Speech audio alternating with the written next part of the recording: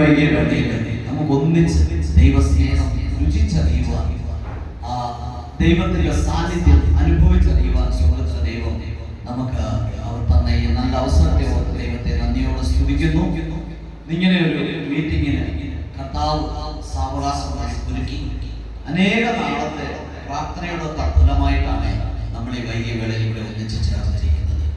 അതിന് നേതൃത്വം നൽകിയ പ്രിയ കർത്തദാസൻ അവരുടെ അദ്ദേഹത്തിന്റെ പ്രിയപ്പെട്ട കുടുംബത്തിലെ എല്ലാവരും ഒന്നിച്ചു ചേർന്ന പ്രാർത്ഥനയോടെ സമർപ്പണത്തോടെ നമുക്ക് എല്ലാവർക്കും ഒരു നല്ലൊരു വിരുന്ന് ഇവിടെ ഒരുക്കിയതിനായി, ക്രിസ്തുവിൽ ഒരുക്കിയതിനായി ഞാൻ ദൈവത്തെ നന്ദിയോടെ സ്തുതിക്കുകയാണ്.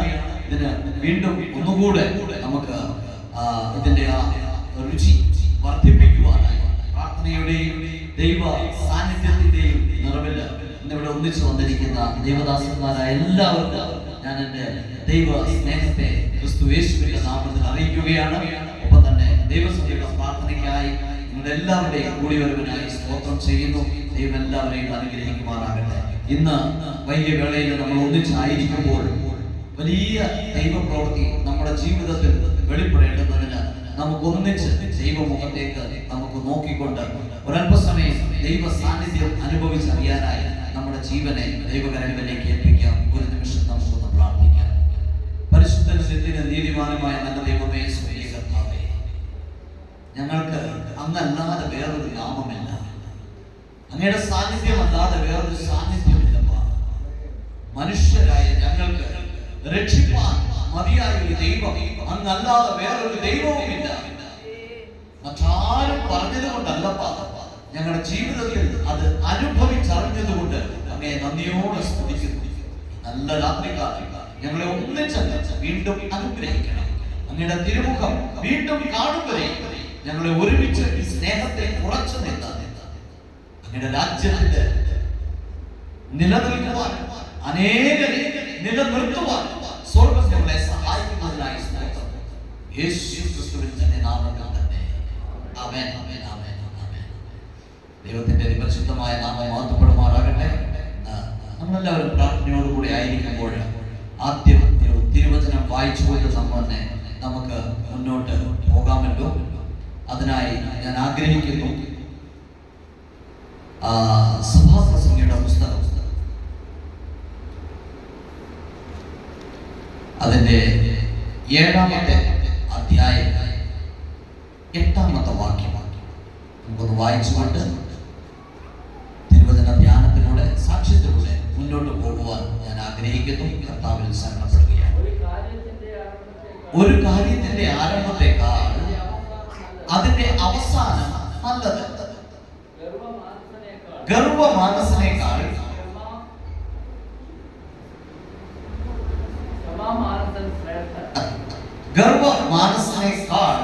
ക്ഷമാമാനസൻ ശ്രേഷ്ഠ. അപ്പോൾ ഇവിടെ രണ്ട് കാര്യങ്ങളാണ് നമുക്കിവിടെ തിരുവചനത്തിൽ കാണാൻ കഴിയുന്നത്. സമയത്തിന്റെ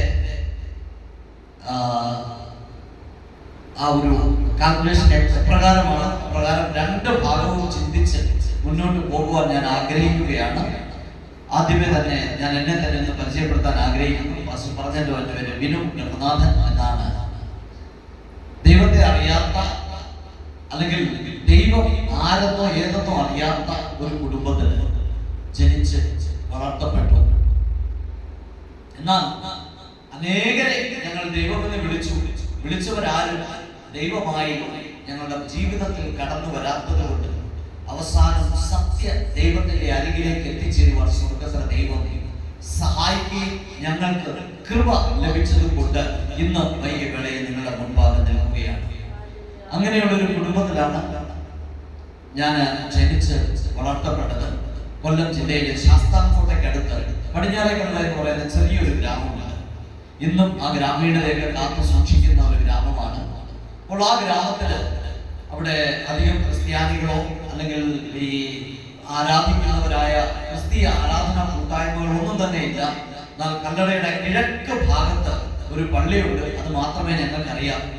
ഞങ്ങളുടെ അവിടെയുള്ള ഹൈന്ദവ കുടുംബങ്ങൾക്ക് ആ ഒരു പള്ളി അല്ലാതെ വേറെ ആരും അറിയത്തില്ല. വേറെ ഒരു ദൈവത്തെയോ അല്ലെങ്കിൽ ബന്ധകോസ്തെന്നോ CSI എന്നോ അല്ലെങ്കിൽ വേറെ ഒന്നും ഞങ്ങൾക്ക് അറിയില്ലായിരുന്നു. അപ്പോൾ അങ്ങനെ അവിടെ ആയിരിക്കുമ്പോൾ ഞങ്ങൾക്ക് പ്രത്യേകിച്ച് അതൊന്നും അന്വേഷിക്കേണ്ട ആവശ്യവുമില്ലായിരുന്നു. കാരണം എൻ്റെ പിതാവിന് നല്ല ഒരു ജോലി ഉണ്ടായിരുന്നു. വീട്ടിൽ വലിയ ബുദ്ധിമുട്ടോ പ്രയാസങ്ങളോ ഒന്നും കൂടാതെ നല്ല സുഖകരമായ ബാല്യകാലമായിരുന്നു. അപ്പോൾ ആ ഒരു ബാല്യകാലത്തിന് ഞങ്ങൾ ആയിരിക്കുന്ന സമയത്താണ് പെട്ടെന്ന് എൻ്റെ പിതാവിന് രോഗം മൂർച്ഛിച്ചത് കാരണം ജോലി ചെയ്യാൻ കഴിയാത്ത ഒരവസ്ഥയുണ്ടായി. ആ അവസ്ഥയെ തുടർന്ന് ഞങ്ങൾ കുടുംബത്തിലേക്ക് മാറുകയുണ്ടായി. അവിടെ കമ്പനിയിൽ നിന്ന് ലഭിച്ച മോട്ടോഴ്സൊക്കെ വിറ്റ് ഞങ്ങൾ കുടുംബത്തേക്ക് ചെന്നു. എന്നാൽ ചില കുടുംബ പ്രശ്നങ്ങളും കാര്യങ്ങളും ഒക്കെ ഉണ്ടായത് കാരണം കുടുംബത്തിൽ വസിക്കാൻ കഴിയാതെ ഒരു വാടക വീട്ടിലേക്ക് വരികയും ആ വാടക വീട്ടിൽ പുതിയ ഒരു സംരംഭം ആരംഭിക്കാമെന്ന പ്രത്യാശയോടുകൂടെ എൻ്റെ പിതാവ് ചില ബിസിനസ്സുകളൊക്കെ ആരംഭിച്ചു. എന്നാൽ വളരെ വേഗത്തിൽ തന്നെ ബിസിനസ് എല്ലാം പൊട്ടി പൊളിഞ്ഞ് അദ്ദേഹത്തിന്റെ കൂടെ ഉണ്ടായിരുന്ന പാർട്ട്ണർ എല്ലാം കവർന്നെടുത്തു. അല്ലെങ്കിൽ എൻ്റെ പിതാവിന്റെ ബുദ്ധിമോശം എന്ന് വേണമെങ്കിൽ പറയാം, അതെല്ലാം നഷ്ടമായി. അങ്ങനെ ആ പ്രശ്നങ്ങളും പ്രതിസന്ധികളുടെയും നടുവിൽ പിതാവിന്റെ രോഗം മൂർച്ഛിച്ച് പതുക്കെ അദ്ദേഹം കിടക്കയിലേക്ക് വീണു. ഇപ്പോൾ കുടുംബത്തിന്റെ എല്ലാ ഭാരങ്ങളും അമ്മയുടെ ചുമലിലേക്ക് വന്നു. ഞങ്ങൾ 6 മക്കള്, അതിലൊരു അനുജൻ ഹാർട്ട് പേഷ്യന്റ് ആയിരുന്നു.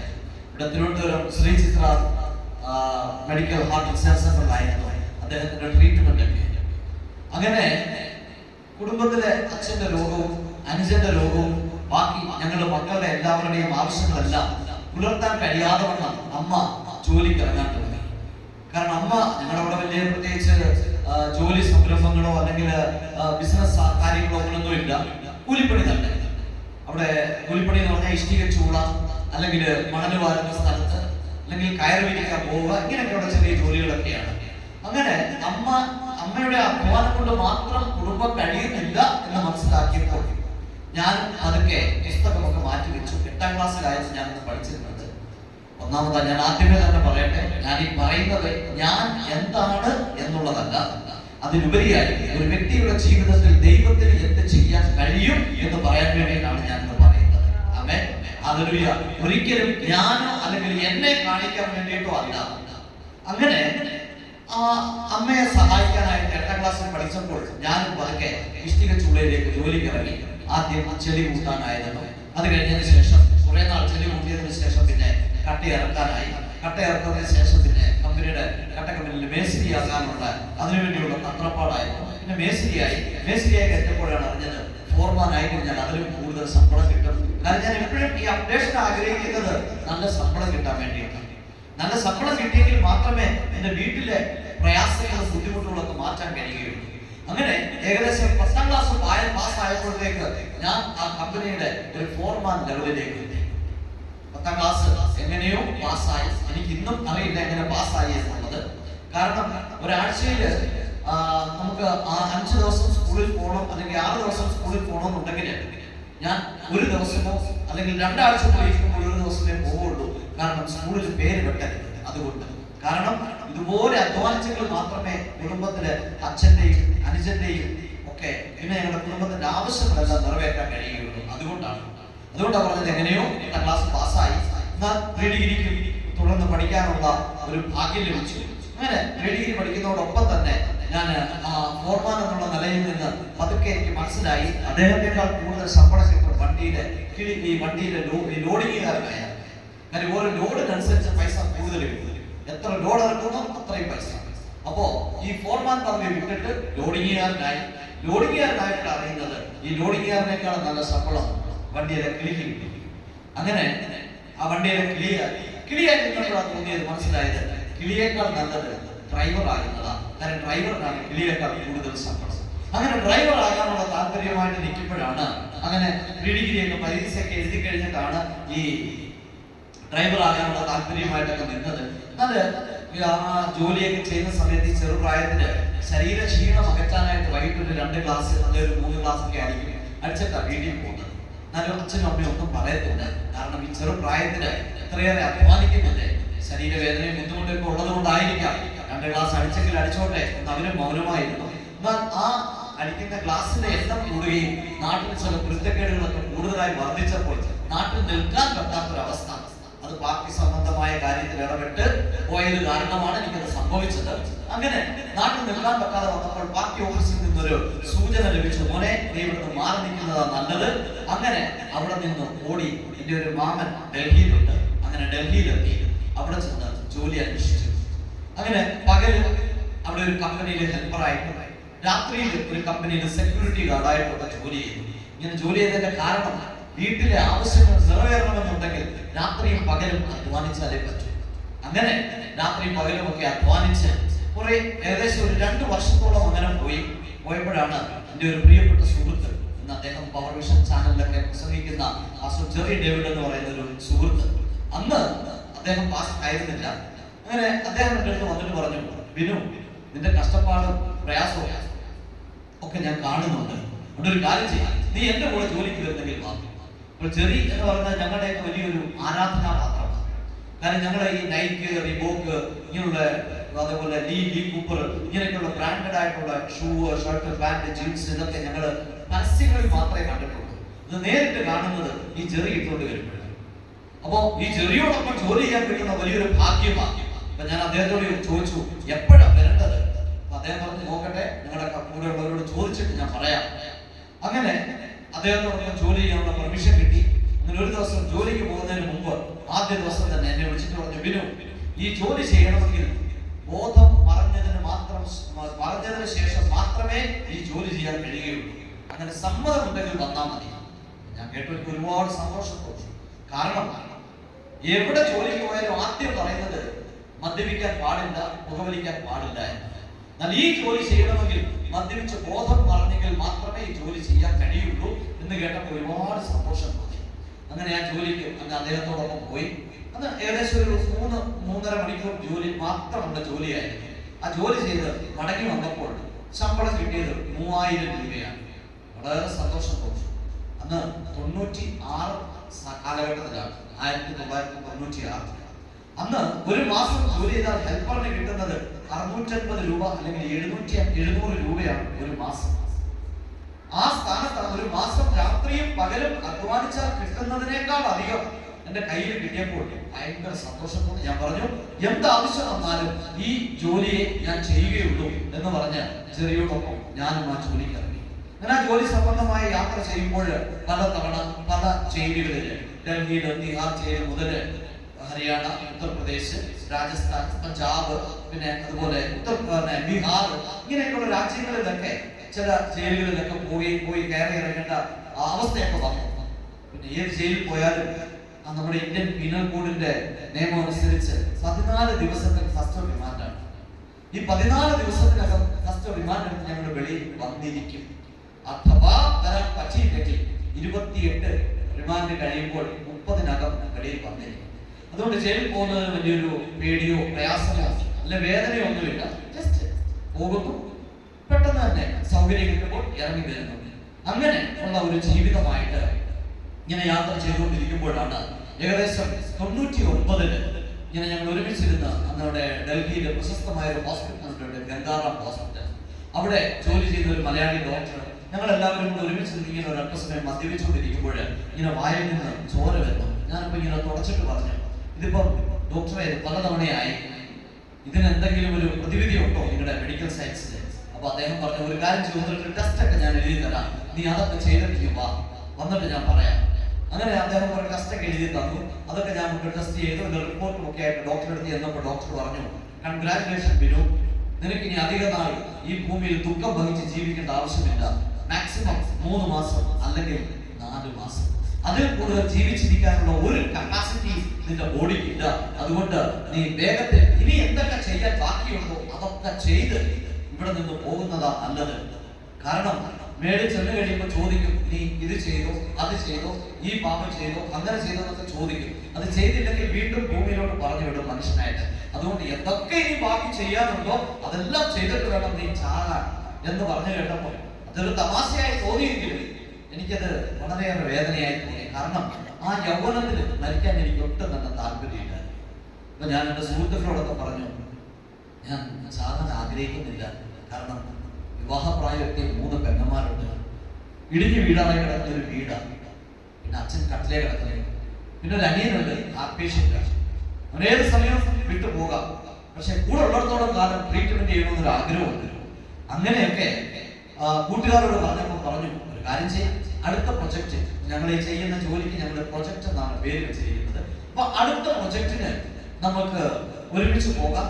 എത്ര കിട്ടിയാലും ബിനു അത് നിനക്ക്, അത് നീ കൊണ്ടുപോയി നിന്റെ കുടുംബത്തെ ഏതൊക്കെ രീതിയിൽ ശരിയാക്കാൻ പറ്റുമോ ശരിയാക്കിയിട്ട് തിരിച്ച് ഡൽഹിക്ക് പോരെ. ഈ ഡൽഹിയിൽ കിടന്ന് ചത്ത ഒരു പട്ടി പോലും അറിയില്ല നീ ചത്തു. പിന്നെ ഞങ്ങളൊക്കെ ജീവിച്ചിരിക്കുന്നവരെ നിന്റെ അമ്മയ്ക്കോ അപ്പനോ എന്തെങ്കിലുമൊക്കെ ഞങ്ങൾ അയച്ചു കൊടുക്കാം. നീ ജീവനോടുണ്ടെന്ന് പൈസ ചെല്ലുമ്പോൾ അവർ പ്രതീക്ഷിച്ചു. കാരണം അന്നിങ്ങനെ സോഷ്യൽ മീഡിയയോ പത്രവാർത്തകളൊന്നും ഇത്ര വലിയ ഇതായിരുന്നു ഇല്ലാത്തത് കൊണ്ട്. അങ്ങനെ ആ ഒരു ലക്ഷ്യത്തോടു കൂടെ അടുത്ത പ്രൊജക്ട് ഞങ്ങൾ കൊടുത്തത് ലക്നൌവിലായിരുന്നു. അപ്പൊ ലക്നൌവിലേക്ക് പോകുമ്പോൾ ഞങ്ങൾ ഏത് പട്ടണത്തിൽ പോയാലും അവിടെ ഒരു മലയാളി അല്ലെങ്കിൽ ഒരു തമിഴ് ഫാമിലിയെ ഞങ്ങൾ കണ്ടെത്തും. കാരണം ഹോട്ടലുകളിലും ഈ ധർമ്മശാലകളിലും ഒക്കെ താമസിച്ച പോലീസ് പെട്ടെന്ന് തന്നെ റെയ്ഡ് ചെയ്യാൻ സാധ്യതയുണ്ട്. അപ്പൊ അതുകൊണ്ട് ഏതെങ്കിലും ഒരു മലയാളിയുടെയോ തമിഴിന്റെയോ വീട് കണ്ടുപിടിച്ച് അവരുടെ വീട്ടിലായിരിക്കും 2-3 ദിവസം താമസിക്കും. ഞങ്ങളുടെ പ്രൊജക്ട് കംപ്ലീറ്റ് ചെയ്യും, തിരിച്ചെന്ന് ഡൽഹിക്ക് പോകും. അതായിരുന്നു ശീലം. അപ്പൊ ലക്നൌവിൽ താമസിച്ചിരുന്നത് ഒരു രാജേഷ് എന്ന് പറയുന്ന ഒരു ഹൈന്ദവ സഹോദരന്റെ വീട്ടിലായിരുന്നു. അദ്ദേഹം നല്ലൊരു മദ്യപാനി ആയിരുന്നതുകൊണ്ട് അദ്ദേഹത്തോടൊപ്പം താമസിക്കാൻ വളരെ സന്തോഷവുമായിരുന്നു. അങ്ങനെ ഇതിനു മുമ്പ് ഒരു 3 വർഷം മുമ്പ് ഒരു പ്രൊജക്റ്റുമായി ചെന്ന് ഈ രാജേഷിനോടൊപ്പം ഒരു 4 ദിവസം താമസിച്ചു. അദ്ദേഹത്തിന് വളരെ സന്തോഷകരമായിരുന്നു. കാരണം അന്നൊക്കെ മലയാളികളുടെ വീടുകളിലൊക്കെ TV ഇല്ല. ഞാൻ പറഞ്ഞല്ലോ 700 രൂപ ശമ്പളമൊക്കെയാണ് ഹെൽപ്പറിനുള്ളത്. ഡ്രൈവറിനൊക്കെ ആണെന്നുണ്ടെങ്കിൽ അന്ന് 750 രൂപ 800 രൂപ അതിൽ കൂടുതലൊന്നും ഇല്ല. ആ സമയത്ത് ഒരു BPL Ajith black and white portable TV ഒക്കെയാണ് അന്ന് ഒരുവിധം മാർക്കറ്റ് ഉണ്ടായിരുന്നത്. അല്ലെങ്കിൽ ഒനിഡ, ഡൈനോറ ഈ 2-3 കമ്പനി മാത്രമേ ഉണ്ടായിരുന്നുള്ളൂ. അപ്പോ ഈ ഒരു TV ഒക്കെ മേടിക്കണമെന്നുണ്ടെങ്കിൽ അന്ന് ഏകദേശം 4500 രൂപ 5000 രൂപയൊക്കെ. അപ്പൊ 750 രൂപ ശമ്പളം വാങ്ങിക്കുന്നവർ ഇതൊരു സ്വപ്നം മാത്രമാണ്. അങ്ങനെ രാജേഷിന് ഞങ്ങൾ ആദ്യ തവണ ചെന്നപ്പോൾ ഒരു BPL അജിത്ത് TV ഒക്കെ വാങ്ങി കൊടുത്തിട്ടാണ് ഞങ്ങൾ തിരിച്ചു പോകുന്നത്. അങ്ങനെ രണ്ടാമത് വീണ്ടും ചെന്നപ്പോൾ അദ്ദേഹം വളരെ സന്തോഷവാനായി. ഞങ്ങൾ അദ്ദേഹത്തിന്റെ അടുത്ത് ചെന്നപ്പോൾ നല്ല വിലയേറിയ മദ്യമൊക്കെ വാങ്ങിക്കൊണ്ടാണ്. കാരണം കഴിഞ്ഞ തവണ പോയപ്പോൾ കുടിച്ച നല്ല മദ്യമൊക്കെ ഞങ്ങൾക്ക് ഓർമ്മയുണ്ട്. അപ്പൊ അതിനേക്കാൾ നല്ല മദ്യം, വിലയേറിയ മദ്യമൊക്കെ കൊണ്ടാണ് അങ്ങോട്ട് രാജേഷിന്റെ അടുത്ത് ചെല്ലുന്നത്. ചെന്നപ്പോ അദ്ദേഹം പറഞ്ഞു, ഞങ്ങൾ എന്നിട്ട് പറഞ്ഞു, രാജേ നിനക്ക് വേണ്ടി ഞങ്ങളൊരു പ്രത്യേക ഒരു ഐറ്റം കൊണ്ടുവന്നിട്ടുണ്ട്. ഒരുവിധപ്പെട്ട മലയാളികൾ ആരും കണ്ടുപോലും കാണില്ല, അതുപോലൊരു വെറൈറ്റിയാണ് എന്ന് പറഞ്ഞപ്പോൾ സ്റ്റേജ് സാധനം കൊടുത്തപ്പോൾ അദ്ദേഹം ഇങ്ങനെ വാങ്ങിച്ച് നോക്കിയിട്ട് പറഞ്ഞു, ഞാൻ ഇംഗ്ലീഷ് സിനിമകളിലൊക്കെ ഇത് കണ്ടിട്ടുണ്ട്, എന്റെ നേർക്കുനേർ ഞാൻ ആദ്യമായിട്ടാണ് കാണുന്നത്. പക്ഷേ നീ കൊണ്ടുവന്ന സാധനം വളരെ നല്ലതാണ്, വളരെ നല്ല ബെസ്റ്റ് സാധനമാണ്. പക്ഷേ ഞാനിപ്പോ ഇതിനേക്കാൾ ലഹരി കൂടിയ വേറൊരു സാധനം ഞാനിപ്പോ അടിക്കുന്നത്. അപ്പൊ ഞങ്ങൾ ചോദിച്ചു, അതേതാ എന്ന് ചോദിച്ചപ്പോ അദ്ദേഹം മേശപ്പുറത്തിരുന്ന ഒരു കറുത്ത പുസ്തകം എടുത്ത് കാണിച്ചിട്ട് പറഞ്ഞു, ഞാനിപ്പോ ഉപയോഗിക്കുന്നത് ഈ ലഹരിയാണ്. ഇത് തരുന്ന സുഖവും സന്തോഷവും സമാധാനവും ഈ ലോകത്തിൽ വേറെ ഒരു ലഹരിക്ക് തരാൻ കഴിയുകയില്ല. ഇതാണ് വിശുദ്ധ ബൈബിൾ എന്നൊക്കെ പറഞ്ഞ് അദ്ദേഹം ബൈബിൾ എടുത്ത് കാണിച്ചിട്ട് യേശുവിനെ കുറിച്ച് പറയാൻ തുടങ്ങി. വിശ്വസിക്കാൻ പറ്റുന്നില്ല. കാരണം വളരെയേറെ വിഷമം തോന്നി. കാരണം നല്ല ഒരു മദ്യപാനി ഞങ്ങൾക്ക് നഷ്ടമായി. അതാണ് ആദ്യത്തെ വിഷമം. രണ്ടാമത് ഞങ്ങളുടെ ജാതിയിൽ നിന്ന് മതത്തിൽ നിന്ന് ഒരാൾ മാറിപ്പോയി. അന്ന് ഈ മതപരിവർത്തനമൊന്നും ഇത്ര വലിയ വിഷയമല്ലായിരുന്നു. എങ്കിലും ജാതിയിൽ നിന്ന് ഒരാൾ മാറിപ്പോയാൽ ഒരല്പം വേദനയൊക്കെ ഉണ്ടാവും. അങ്ങനെ ഈ 2 വിഷമം ഉണ്ടായതിനാൽ ഞാൻ ആദ്യമേ പറഞ്ഞല്ലോ, ഒരു ലോഡിങ്ങുകാരനായിരുന്നു, വണ്ടിയിലെ കിളിയായിരുന്നു. ഇങ്ങനെയൊക്കെ ജീവിച്ചത് കൊണ്ട് ഒരു 5 മിനിറ്റ് സംസാരിച്ചാൽ കുറഞ്ഞ ഒരു 50 തെറി വായിൽ വരുന്ന ശീലമായിരുന്നു അന്നുണ്ടായിരുന്നത്. അപ്പൊ ഈ രാജേഷ് സംസാരിച്ചുകൊണ്ടിരുന്ന കൂട്ടത്തില് ക്രിസ്ത്യാനികളെ ആരൊക്കെയുണ്ട്, ക്രിസ്ത്യാനികളുടെ കൂട്ടത്തിലെന്ന് അറിയില്ല. മാതാവ് ഉണ്ടെന്ന് അറിയാം, ഉണ്ണിയേശു ഉണ്ടെന്ന് അറിയാം, വലിയ യേശുവിനെ പരിചയമില്ല, ഉണ്ണിയേശു ഉണ്ടെന്ന് അറിയാം, പിന്നെ പുണ്യാളച്ചന്മാരുണ്ട്, പിന്നെ അച്ഛന്മാരും കപ്പിയാരന്മാരൊക്കെ ഉണ്ടെന്നുള്ളത് അറിയാം. അങ്ങനെ ഇവരെ എല്ലാം നിരത്തി തെറി വിളിച്ചു കഴിഞ്ഞപ്പോൾ ഈ രാജേഷ് ഒന്നും ഉറങ്ങാൻ പറ്റിയില്ല. കാരണം അഭിഷേകം പ്രാപിച്ചതിന്റെ 3 ഞങ്ങൾ ചെയ്യുന്നത് അല്ലെ. നമ്മളൊക്കെ ഒരു അഭിഷേകം പ്രാപിച്ചു കഴിയുമ്പോൾ അപ്പൊ നമുക്കുണ്ടാകുന്ന ഒരു സന്തോഷം എന്ന് പറഞ്ഞു കഴിഞ്ഞാൽ അത് പറഞ്ഞറിയിക്കാൻ കഴിയില്ല. അപ്പോ അദ്ദേഹം ഇത്രമാത്രം തെറി വിളിച്ചപ്പോഴത്തേക്ക് ഇദ്ദേഹം ഓടി ചെന്ന് അന്ന് രാത്രി എങ്ങനെയോ കിടന്നു അതിവെളുപ്പിനെ അദ്ദേഹം പോയി. അദ്ദേഹം അന്നൊരു ആംബുലൻസിന്റെ ഡ്രൈവർ ആയിരുന്നു. ഇന്ന് ലക്നൗ പട്ടണം അറിയപ്പെടുന്ന ഏറ്റവും വലിയ കോടീശ്വരനായിട്ട് ദൈവം അദ്ദേഹത്തെ മാറ്റി. കാരണം ദൈവം മുമ്പാകെ വിശ്വസ്തയോടെ ജീവിക്കുന്ന ഒരു ദൈവ പൈതലാണ് അദ്ദേഹം. അപ്പോഴേ ആ സഹോദരൻ രാവിലെ എഴുന്നേറ്റ് പാസ്റ്ററുടെ വീട്ടിൽ ചെന്നോട് പറഞ്ഞു, പാസ്റ്റർ 2-3 പയ്യന്മാര് ഡൽഹിയിൽ നിന്ന് വന്നിട്ടുണ്ട്. അമ്മാര് സ്വയം വിശേഷിപ്പിക്കുന്ന സ്റ്റുഡൻസ് ആണെന്ന്. പക്ഷെ സ്റ്റുഡൻസ് ഒന്നും അല്ല, മാറി എറിയുമാണ് പൈസ. ഒരു ദിവസം, അതായത് ഒരു മാസ ശമ്പളമാണ് അമ്മ ഒരു ദിവസം കൊണ്ട് കള്ളുപിടിച്ചത്. അത്രയ്ക്ക് കള്ളുപിടിയന്മാരാണ് അമ്മയോടൊന്നും യേശുവിനെ കുറിച്ച് പറയണം. എന്നാലും അതുപോലെ ഒരുപാട് തെറി വിളിച്ചു. എനിക്കിന്നലെ ഉറങ്ങാൻ കഴിഞ്ഞില്ല. അപ്പൊ രാവിലെ പാസ്റ്റർ വന്നു. അപ്പൊ രാവിലെ ഞങ്ങള് ബ്രഷൊക്കെ ചെയ്യുന്നതിന് മുമ്പ് 2 പെഗ് അടിക്കും. ഇല്ലെങ്കിൽ കൈയും കാലും ഒക്കെ ഇങ്ങനെ പറഞ്ഞു. അപ്പൊ ഞങ്ങള് രാവിലെ 2 പെഗ്ഗൊക്കെ അടിച്ചിട്ട് ഇങ്ങനെ ഇരിക്കുന്ന സമയത്താണ് ഈ പാസ്റ്ററും രാജേഷും കൂടെ കയറി വരുന്നത്. അങ്ങനെ കയറി വന്നിട്ട് അവര് എന്തൊക്കെയോ ഇങ്ങനെ യേശുവിനെ കുറിച്ചൊക്കെ പറഞ്ഞപ്പോൾ ഞങ്ങൾ പ്രതീക്ഷിക്കുന്നു മാതാവിനെ കുറിച്ചൊക്കെ പറയുമായിരിക്കും. പക്ഷെ പറഞ്ഞില്ല. എന്നാൽ ഇനി നാളെ പറയാനായിരിക്കും എന്ന് വിചാരിച്ച് ഞങ്ങൾ അന്നിരുന്നു. ലാസ്റ്റില് പ്രാർത്ഥിച്ചു കഴിഞ്ഞിട്ട് പാസ്റ്റർ പറഞ്ഞു ശരി ഞാൻ ഇറങ്ങാറ്. അന്നൊരു കാര്യം മനസ്സിലായി, പ്രാർത്ഥിച്ചു കഴിഞ്ഞാൽ പാസ്റ്റർമാർ വിട്ടുപോകും.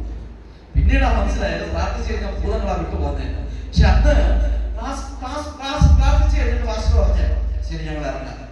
അവരിറങ്ങി. 2ാം ദിവസവും അതുപോലെ തന്നെ, 3ാം ദിവസവും അതുപോലെ തന്നെ. അപ്പോ 3 ദിവസത്തിൽ കൂടുതൽ പ്രൊജക്ട് കംപ്ലീറ്റ് ചെയ്യാൻ ഞങ്ങൾ നിൽക്കാറില്ല. പക്ഷെ അന്ന് എന്നും ഞങ്ങൾക്ക് അന്ന് മൊബൈൽ ഫോൺ ഇല്ല. ഈ പേജർ എന്ന് പറയുന്ന സാധനമാണ് ഉണ്ടായിരുന്നത്. എന്നും രാവിലെ പേജ് മെസ്സേജ് ലക്നോ പോലീസിന് ഇൻഫർമേഷൻ ഉള്ളത് കൊണ്ട് പോകണ്ട എന്നുള്ളതാണ്. അത്രയേ ഉള്ളൂ പേജറിൽ വരുന്നത്. അങ്ങനെ ഞങ്ങളിങ്ങനെ വെയിറ്റ് ചെയ്തിരിക്കുക. അപ്പൊ എന്നോടൊപ്പം ഒരു മധുസൂദൻ നായരുണ്ട്. അദ്ദേഹം പറഞ്ഞു അദ്ദേഹം ഈ ശബ്ദത്തിലൊക്കെ ഒരുപാട് വിശ്വസിക്കുന്ന ആളാണ്. പെരട് പറഞ്ഞു എന്നും രാവിലെ എഴുന്നേറ്റ് ഈ പാസ്റ്ററുടെ മോന്ത കടി കാണുന്നതാണ് നമ്മുടെ അവശകുലത്തിന് കാരണം. ഈ മനുഷ്യന്റെ മുഖം കണ്ടു കഴിഞ്ഞാൽ അന്നത്തെ പകല് നശിക്കും. അതുകൊണ്ട് പാസ്റ്ററെ കടി കാണുന്നതുകൊണ്ടാണ് നമ്മുടെ ഈ പ്രൊജക്ട് നീങ്ങി പോകുന്നത്. ഒരാഴ്ചയോട് പറഞ്ഞു നാളെ നിന്റെ പാസ്റ്ററെ വിളിച്ചുകൊണ്ട് നീ വന്നാൽ നിനക്ക് തല്ല് വിളിക്കും, പാസ്റ്ററിനെ ഞങ്ങൾ തല്ലും. കഴിഞ്ഞ ആഴ്ച കേട്ടിട്ട് വന്നെന്താ? ഇന്ന് ദേവദാസൻ ആദ്യം പാടിയ പോലെ എൻ തലയില് ഒരു മുടി നിലത്ത് വീഴണമെങ്കിലും ദൈവം അറിഞ്ഞിട്ടേ സാധിക്കുകയുള്ളൂ എന്നുള്ള മെസ്സേജ് കേട്ടിട്ടാണ് വന്നിരിക്കുന്നത്. അപ്പൊ അദ്ദേഹം നമ്മളെ ചലഞ്ച് ചെയ്തിട്ട് പറഞ്ഞ് ദൈവഹിതമാണെങ്കിൽ നിങ്ങൾ തല്ലും, ഇല്ലെങ്കിൽ ദേവദാസിന്റെ ദേഹത്ത് ഒരു മണ്ണ് പോലും വാരിയിടാൻ നിങ്ങളെ കൊണ്ട് കഴിയില്ല എന്ന് പറഞ്ഞു. വാ നാളെ കാണിച്ചു തരാം. അങ്ങനെ അന്ന് അദ്ദേഹം ജോലിക്ക് പോയി. ആംബുലൻസിന് ഞാൻ പറഞ്ഞല്ലോ ഡ്രൈവറാണ്. അന്ന് രാത്രി വണ്ടിയൊക്കെ ഓടിച്ച് ആംബുലൻസ് കൊണ്ട് ആശുപത്രി ഇട്ടിട്ട് തിരിച്ച് നേരെ പാസിന്റെ അരികിൽ ചെന്നിട്ട് പറഞ്ഞു പാസ്റ്റേ നാളെ വരുന്നെങ്കിൽ ഒരല്പം നേരത്തെ. കാരണം കള്ളു കുടിച്ചു കഴിഞ്ഞാൽ അമ്മാര് ഭ്രാന്തന്മാരാണ്. കള്ളു കുടിച്ചില്ലെങ്കിൽ ഇങ്ങനെ കുനിഞ്ഞിങ്ങനെ ഇരുന്ന് വിറച്ചോണ്ട് ഇങ്ങനെ ഇരിക്കത്തേ ഉള്ളൂ. അതുകൊണ്ട് പാസ്റ്റർ കള്ളു കുടിക്കുന്നതിന് മുമ്പ് വന്നു കഴിഞ്ഞാൽ അമ്മാരോട് സുവിശേഷം പറയാം, ഇല്ലെങ്കിൽ നാളെ പാസ്റ്റർ തല്ലും എന്നാ പറഞ്ഞേക്കുന്നത്. അപ്പൊ എന്തായാലും രാവിലെ പാസ്റ്റർ ആ ചലഞ്ച് ഏറ്റെടുക്കാൻ തയ്യാറായി. ഞാൻ ആ ദേവദാസനായി സ്തോത്രം ചെയ്യുന്നു. ദൈവത്തിന്റെ ആ ഒരു സമർപ്പണമാണ് ഇന്ന് ഞാൻ നിങ്ങളുടെ മുമ്പിൽ നിൽക്കുന്നത്. പ്രിയപ്പെട്ടവരെ, നമ്മൾ ആരും കർത്താവിന് വേണ്ടി കഷ്ടം സഹിക്കുന്നെങ്കിൽ അതൊരിക്കലും വൃഥാവാകുകയില്ല. അതിന്റെ റിസൾട്ട് നമ്മുടെ മുൻപാകെ കാണുക തന്നെ ചെയ്യും. അത് ഏത് അവസ്ഥയിൽ കൂടെ കടന്നു പോയാൽ ക്രിസ്തുവിൽ നാം സഹിക്കുന്ന കഷ്ടം ഒരിക്കലും വൃഥാവല്ല. അങ്ങനെ അന്ന് ഞങ്ങള് രാവിലെ എഴുന്നേറ്റ് ഞാൻ ക്ലാസ് കഴിക്കൊണ്ടിരിക്കുമ്പോഴാ പാസ്റ്റർ രാജേഷും വേറെ ഒരാളുണ്ട്. അങ്ങനെ ഒരു 2-3 പേര് കയറി വരും. ഞാൻ പെട്ടെന്ന് അകത്ത് കയറി മധുവിനെ വിളിച്ചു. നമ്മളിടയിൽ മധു പ്രശ്നമായത് ആ പാസ്റ്റർ കയറുന്നത് ചാടി എഴുന്നേറ്റ്. അങ്ങനെ മധുവും ചെറിയും എല്ലാവരും ചാടി എഴുന്നേറ്റ് ഞങ്ങൾ ഇരുന്നു. ഇങ്ങനെ കസേരയിൽ മുറുക്ക പിടിച്ചിരിക്കുക, കാരണം കൈ വകയ്ക്കാതിരിക്കാൻ വേണ്ടിയാണ്. കാരണം ഇനിയിരുന്ന് പാസ്റ്റർ ഇരുന്ന് മുടിയനായ പുത്രനെ കുറിച്ചൊക്കെ പറഞ്ഞു. ഒരു മുടിയനായ പുത്രനുണ്ടെന്നും ആ പുത്രൻ മടങ്ങി വന്നപ്പോൾ സ്നേഹിച്ചൊരു പിതാവുണ്ടെന്നും ആ പിതാവ് തന്നെ മോതിരമണിയിച്ചതും ചെരുപ്പിടിച്ചതും അവന്റെ ജീവിതം പൊതുവെ എല്ലാ പാടെ മാറ്റിമറിച്ച ഒരു നല്ല പിതാവാണ് എന്ന് പറയാനിടയായി. അപ്പൊ ഞാൻ കരുതി അങ്ങനെയെങ്കിൽ ആ പിതാവിനെ ഞങ്ങൾക്കൊന്ന് കാണണം. കാരണം അന്ന് ഡൽഹിയിൽ നിന്ന് ഈ ഹരിദ്വാർ, ഋഷികേശ്, ബനാറസ്, ഇലഹബാദ്, വൈഷ്ണോദേവി ഇങ്ങനെയൊക്കെയുള്ള സ്ഥലങ്ങളിലോട്ട് ഞങ്ങളായിരുന്നു വാഹനങ്ങൾ ക്രമീകരിച്ച് വിടുന്നത്. കാര്യം ഒരു 5 വണ്ടി വിട്ടു കഴിഞ്ഞാൽ ഈ വിശുദ്ധ നഗരങ്ങളെല്ലാം പോയി. അതായത് 5 കടവുകളുണ്ട്. ഈ കുംഭമേള നടക്കുന്ന പത്രങ്ങളിലൊക്കെ വായിച്ചിട്ടില്ലേ? ഈ 5 കടവുകളിലാണ് ഈ കുംഭമേളകൾ നടക്കുന്നത്. കാര്യം അമൃത് വീണ സ്ഥലമാണ്. അവിടെ പോയി മുങ്ങിയാൽ നമുക്ക് പാപമെല്ലാം പോകും, നിത്യജീവൻ ലഭിക്കും എന്നുള്ളതാണ് വിശ്വാസം. അങ്ങനെ 6 മാസം കൂടിയിരിക്കുമ്പോൾ ഞങ്ങൾ ഈ വണ്ടി വിടും. അപ്പൊ ഈ 5 വണ്ടി കുത്തി നിറച്ച് മലയാളികളെ കൊണ്ട് ഞങ്ങൾ പോകുന്നത് മലയാളി അസോസിയേഷന്റെ കെയർ ഓഫ് വിടുന്നത് ഡൽഹിയിൽ നിന്ന്, മോത്തിനഗർ, നാരായണ തുടങ്ങിയ സ്ഥലങ്ങളിൽ നിന്ന്. അങ്ങനെ അവിടുന്ന് വണ്ടി വിട്ട് ഈ വണ്ടി മടങ്ങി വരുമ്പോഴത്തേക്ക് ഞങ്ങളുടെ എല്ലാ പാപവും പോകും. ഒരു 10-25,000 രൂപ പോക്കറ്റിൽ വാങ്ങും. കാരണം ഭയങ്കര ലാഭമുള്ള പരിപാടിയാണ് ഈ ഇങ്ങനെയുള്ള സ്ഥലങ്ങളിലേക്ക് വണ്ടി വിടുന്നത്. അങ്ങനെ ഈ വണ്ടിയൊക്കെ വിട്ട് മടങ്ങി വന്ന് ഞങ്ങൾ 6 മാസം കൂടി പാപം കഴിയുന്നവരാ. പക്ഷേ ഞങ്ങളെ നോക്കിക്കൊണ്ട് പാസ്റ്റർ പറയുന്നു, നിങ്ങൾ എങ്ങും പോകണ്ട, ഇവിടെ ഇരുന്ന് പ്രാർത്ഥിച്ചാൽ മതി, ദൈവം നിങ്ങളുടെ പാപം ക്ഷമിക്കും. അപ്പൊ ഞങ്ങൾ 3 പേരും പരസ്പരം നോക്കിയിട്ട് പറഞ്ഞു, ഇത് കൊള്ളാത്ത ഐഡിയ. ഇച്ചിരി നേരം കുഞ്ഞിരുന്ന് പ്രാർത്ഥിച്ചാൽ പാപം മാറുമെന്നുണ്ടെങ്കിൽ ഇതിൽ കൂടുതൽ വേറെ എന്താ? സമയ ലാഭം, പൈസ ലാഭം, ഒരുപാട് ലാഭമുണ്ട്. അപ്പൊ മധു പറഞ്ഞു ശരി ആയിക്കോട്ടെ. അദ്ദേഹമാണ് ഞങ്ങളുടെ ടീം ക്യാപ്റ്റൻ. അങ്ങനെ ഞങ്ങൾ ഒരുമിച്ചിരുന്ന് പ്രാർത്ഥിച്ചപ്പോൾ പാസ്റ്റർ പറഞ്ഞ പാപങ്ങളെല്ലാം ഏറ്റുപറയണം. അപ്പൊ മധു പറഞ്ഞു 1.25 മണിക്കൂർ വേണം. അപ്പൊ പറഞ്ഞു പാസ്റ്റർ പറഞ്ഞു വേണ്ട അങ്ങനെ പാപങ്ങളൊന്നും ഏറ്റുപറയണ്ട, കർത്താവേ ഞാൻ പാപിയാണേ എന്ന് പറഞ്ഞാൽ മതി, ദൈവം പാപമെല്ലാം ക്ഷമിക്കും. ഓക്കെ. അങ്ങനെ ഞങ്ങൾ പാസ്റ്റർ പ്രാർത്ഥന ചൊല്ലി തന്നു. ഞങ്ങൾ പ്രാർത്ഥിച്ചു കഴിഞ്ഞപ്പോൾ ഒരു സമാധാനം തോന്നി. കാരണം പ്രാർത്ഥിച്ചു കഴിഞ്ഞാൽ ഉടനെ പാസ്റ്റർ പോകുമല്ലോ. അങ്ങനെ ആ രീതിയിലാണ് സമാധാനം വന്നത്. അങ്ങനെ സമാധാനം കഴിഞ്ഞ് പാസ്റ്റർ പോവാൻ ഇറങ്ങിയിട്ട് ഇറങ്ങാൻ നേരം പറഞ്ഞു, നിങ്ങൾ ദൈവ ഭവനത്തിൽ അംഗമാണ്, ദൈവത്തിന്റെ ഭവനത്തിലേക്ക് കർത്താവ് നിങ്ങളെ സ്വീകരിച്ചു. കേട്ടപ്പോൾ ഒത്തിരി സന്തോഷം തോന്നി. അങ്ങനെ പാസ്റ്റർ പോയി കഴിഞ്ഞപ്പോൾ മധു പറഞ്ഞു, നമ്മുടെ പാപങ്ങളെല്ലാം പോയി, അപ്പൊ ആ പാപം പോയ സന്തോഷത്തിന് നമുക്ക് വീണ്ടും ഒരു പ്രകടിക്കാം എന്ന് പറഞ്ഞാൽ കാര്യം പാപം പോയില്ലേ, അത് നല്ലൊരു ആഘോഷമാക്കി മാറ്റി.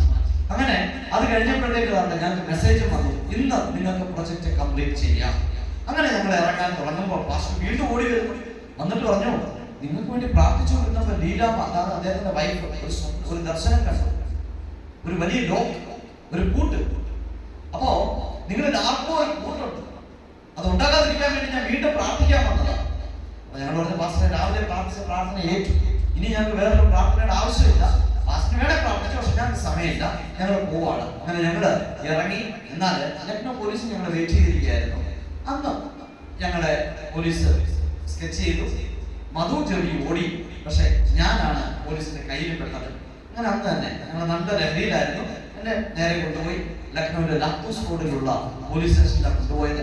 അങ്ങനെ അവിടുന്ന് അപ്പൊ അതിനടുത്ത ദിവസം ജയിലിലേക്ക് കൈവലം വെച്ച് കൊണ്ടുപോകുന്ന സമയത്ത് ആ ഹവിൽദാർ പറഞ്ഞു, മോനെ കുറഞ്ഞൊരു 7 വർഷത്തേക്ക് നിനക്ക് ജാമ്യം കിട്ടാത്ത വകുപ്പാണ് നിന്റെ മേൽ വെച്ചിരിക്കുന്നത്. ഞാൻ പറഞ്ഞു, ഏത് ജാമ്യം കിട്ടാത്ത വകുപ്പാണെങ്കിലും ഈ വരുന്ന 14-ാം തീയതി അങ്ങനെ ഞാൻ വെളിയിൽ വരും. അങ്ങനെ പറഞ്ഞില്ല, കാരണം അതാണ് ശീലം. അങ്ങനെ കൊണ്ടുപോയി 14 കഴിഞ്ഞു, 28 കഴിഞ്ഞു, 56 കഴിഞ്ഞു. എന്നിട്ട് വെളിയിൽ വരാതെ വന്നപ്പോഴേക്ക് ചെറിയൊരു വെപ്രാളം പോലെ തോന്നി. കാരണം ആരും കാണാനും വരുന്നില്ല. അപ്പോൾ എൻ്റെ ഈ ചോര വന്നുകൊണ്ടിരുന്ന ചോര മാറി, അത് പഴുപ്പായിട്ട് മാറി. കാരണം ഡോക്ടർ പറഞ്ഞ ആ ഫൈനൽ ഡെസ്റ്റിനേഷനിലോട്ട് ഞാൻ എത്തിക്കൊണ്ടിരിക്കുന്ന സമയം. അങ്ങനെ ഇരിക്കുന്ന സമയത്താണ് ഒരു ദിവസം ഓണത്തിന്റെ അന്നൊരു മലയാളി IPS ഓഫീസറാണ് ഞങ്ങളുടെ ജയിലർ, ലക്നൗ സെൻട്രൽ ജയിലിൽ.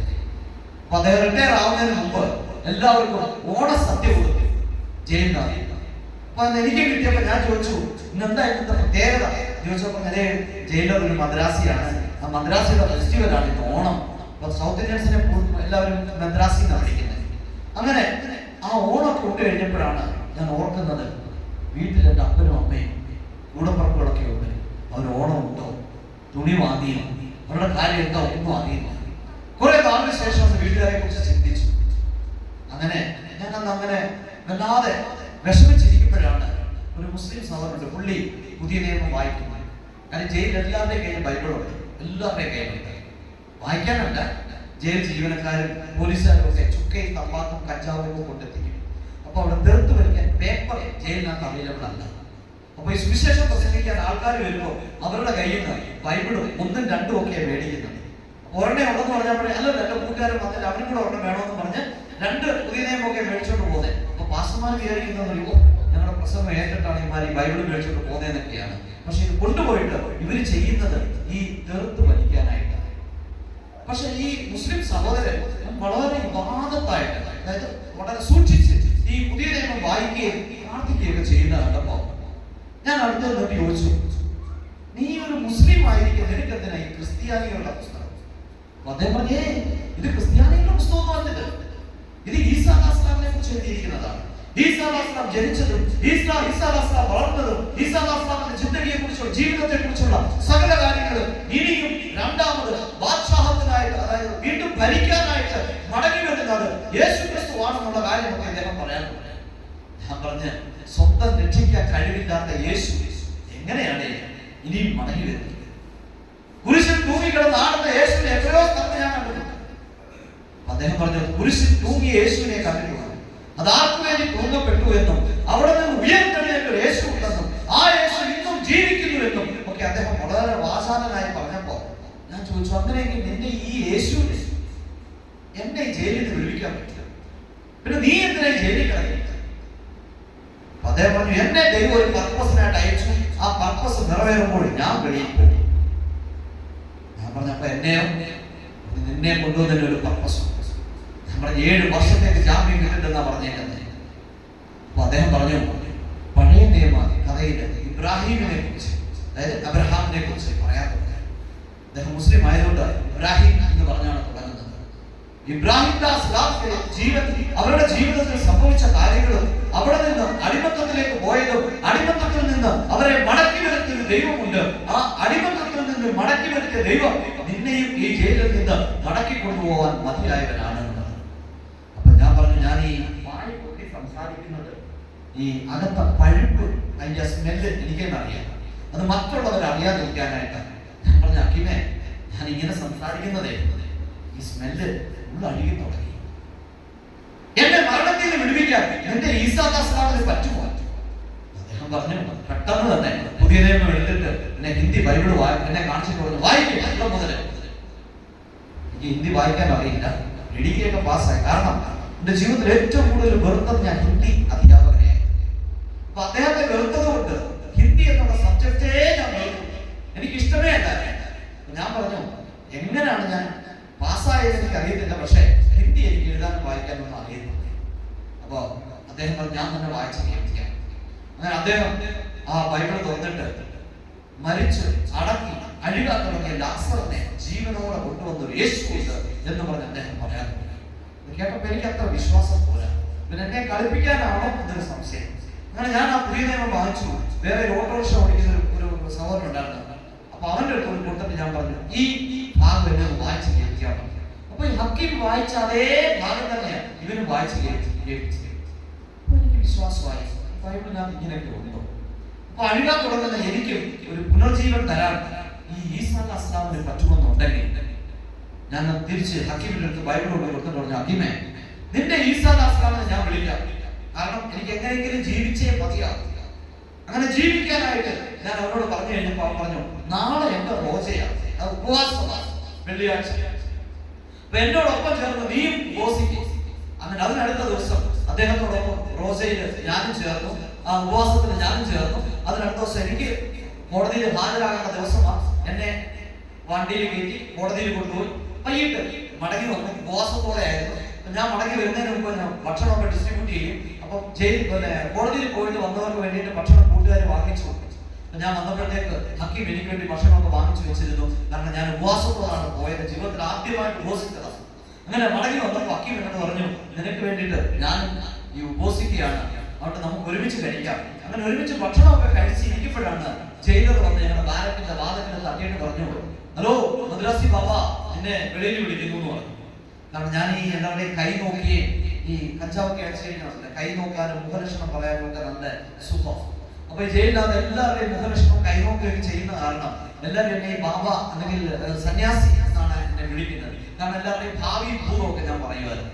അപ്പൊ അതുകൊണ്ട് എന്നോട് പറഞ്ഞു, ബാബ ജയിലർ ബുലാറെ ജൽദിയാവും, പെട്ടെന്ന് വാ.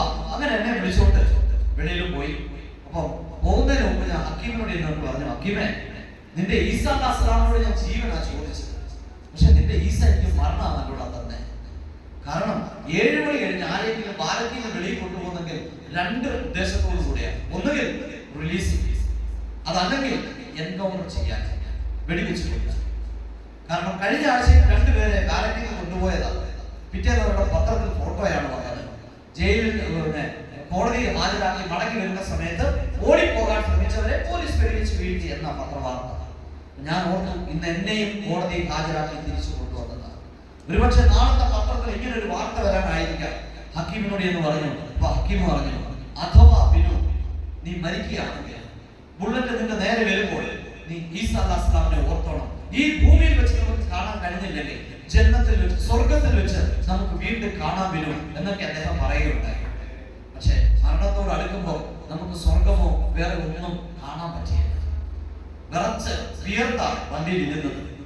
അങ്ങനെ എന്നെ വണ്ടിയിൽ കയറ്റി കൊണ്ടുപോയ കൂട്ടത്തില് ഞാൻ നോക്കുമ്പോൾ വിജനമായ സ്ഥലത്തോടാണ് സിറ്റിക്കകത്ത് കൊണ്ടുപോകുന്നത്.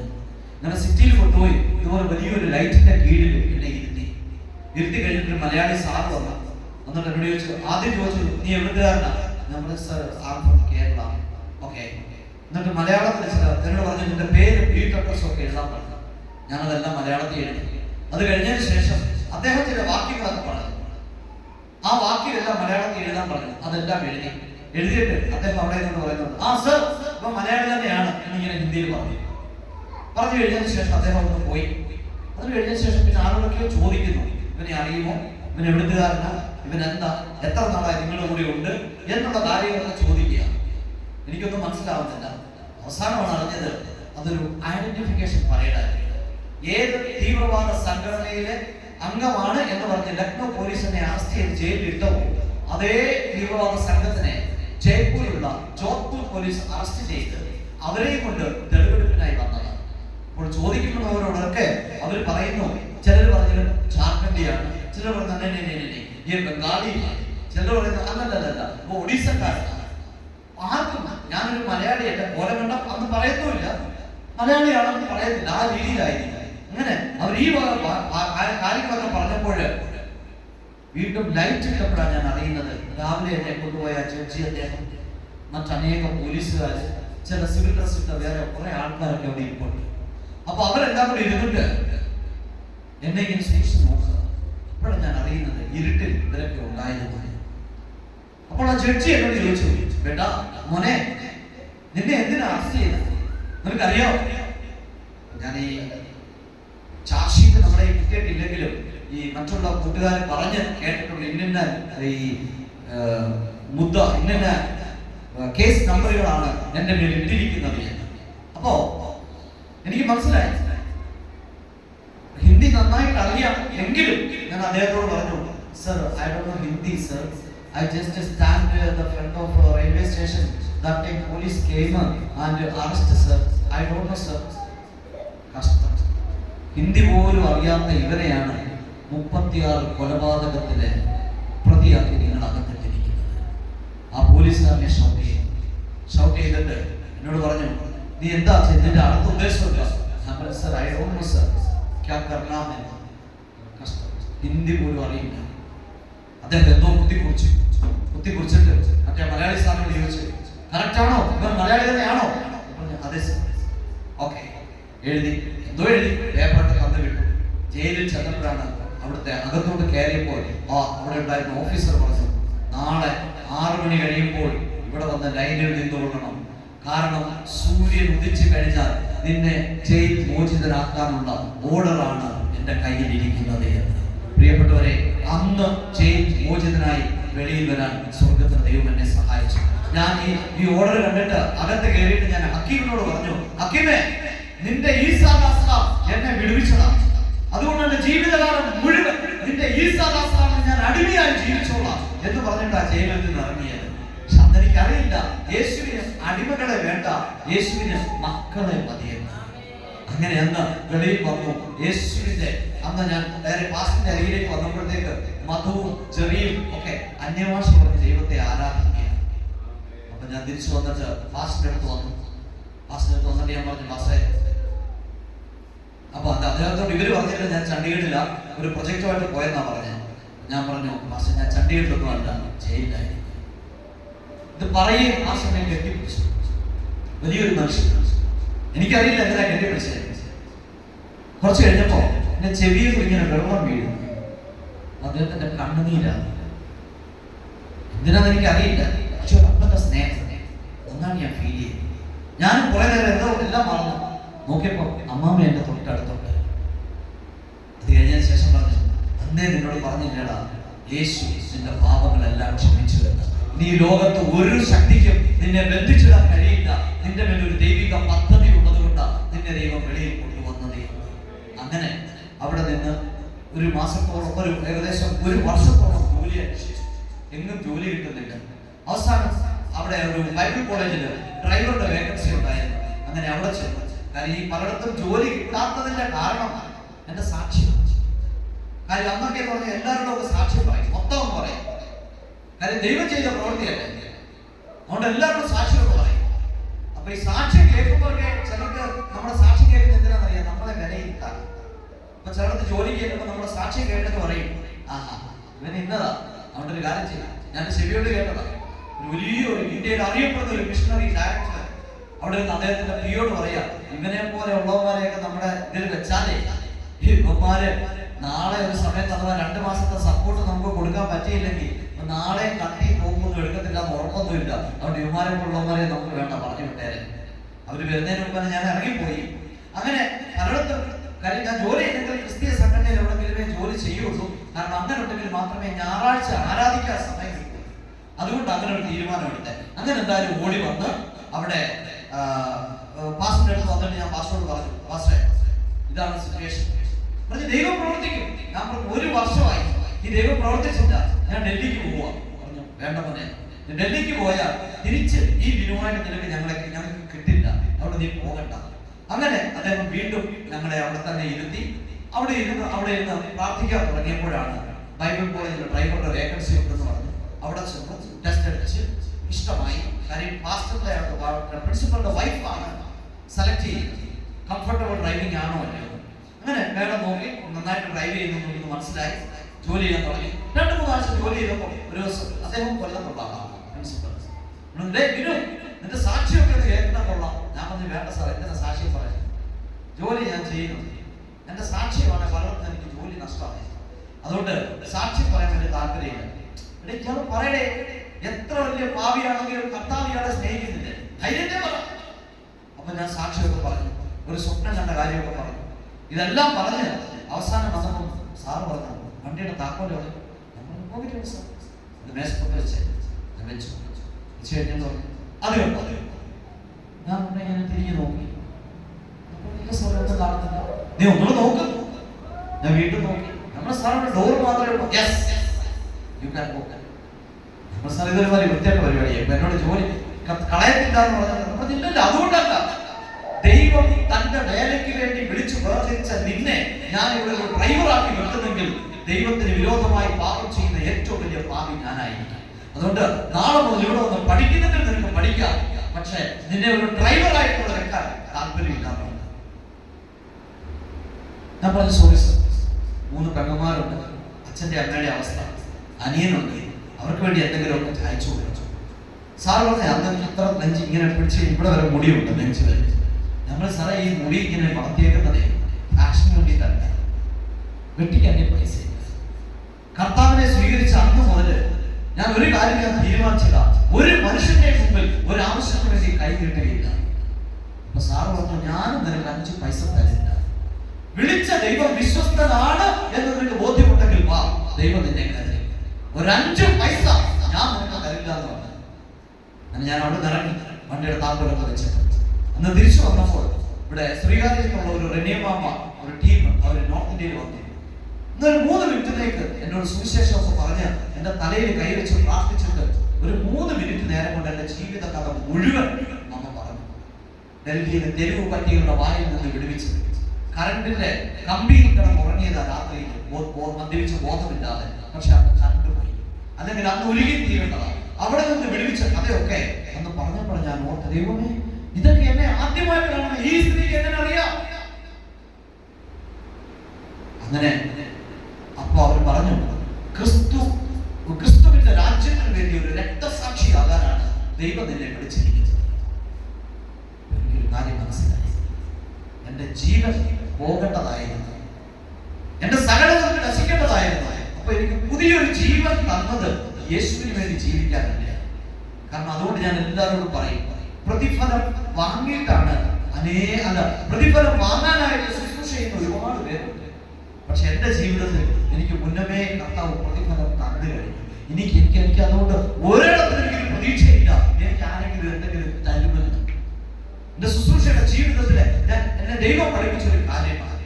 അങ്ങനെ ഞാൻ ബൈബിൾ കോളേജില് ഡ്രൈവറായി അതിനടുത്ത ദിവസം മുതൽ ജോലി ചെയ്യാൻ തുടങ്ങി. ജോലി ചെയ്തുകൊണ്ട് 3 വർഷം പഠിച്ചു.